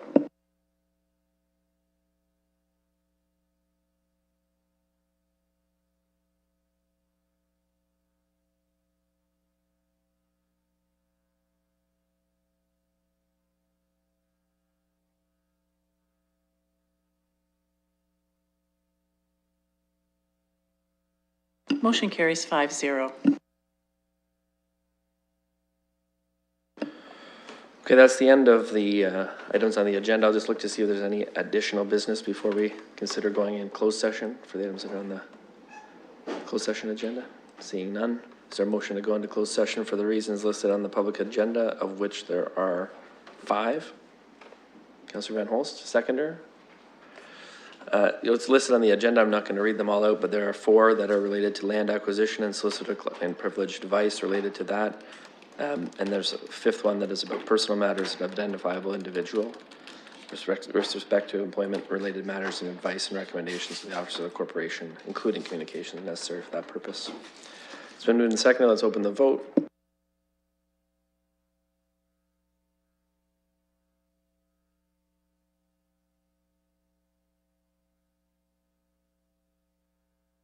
Motion carries 5-0. And just before we head into committee room 3, I believe it is. Yes. I would just like to point out, and she's going to hate me for doing this, this is Deputy City Clerk Linda Rowe's last Corporate Services Committee meeting. And she has been an amazing secretary to the committee while I have been chairing it, and I think while everybody else has been chairing it over the years. I certainly have enjoyed working with Linda. I regret that it has been a rather short period of time. We've only had 1,270 days together, something like that. There's 164 days left for me unless I get reelected. I wanted to say that it's been a real joy to work with you. You always bring lots of knowledge and a pinch of humor to all the discussions. I know that meetings, especially at this committee, can go on and on sometimes, and it requires focus and dedication to help us through from the position of clerking the meeting. We always really appreciate the work that you do, how you put the city first, and I just wanted to say thank you so much for all the work that you've done, and I'm sorry about doing the speech at the end, because I know you don't like that.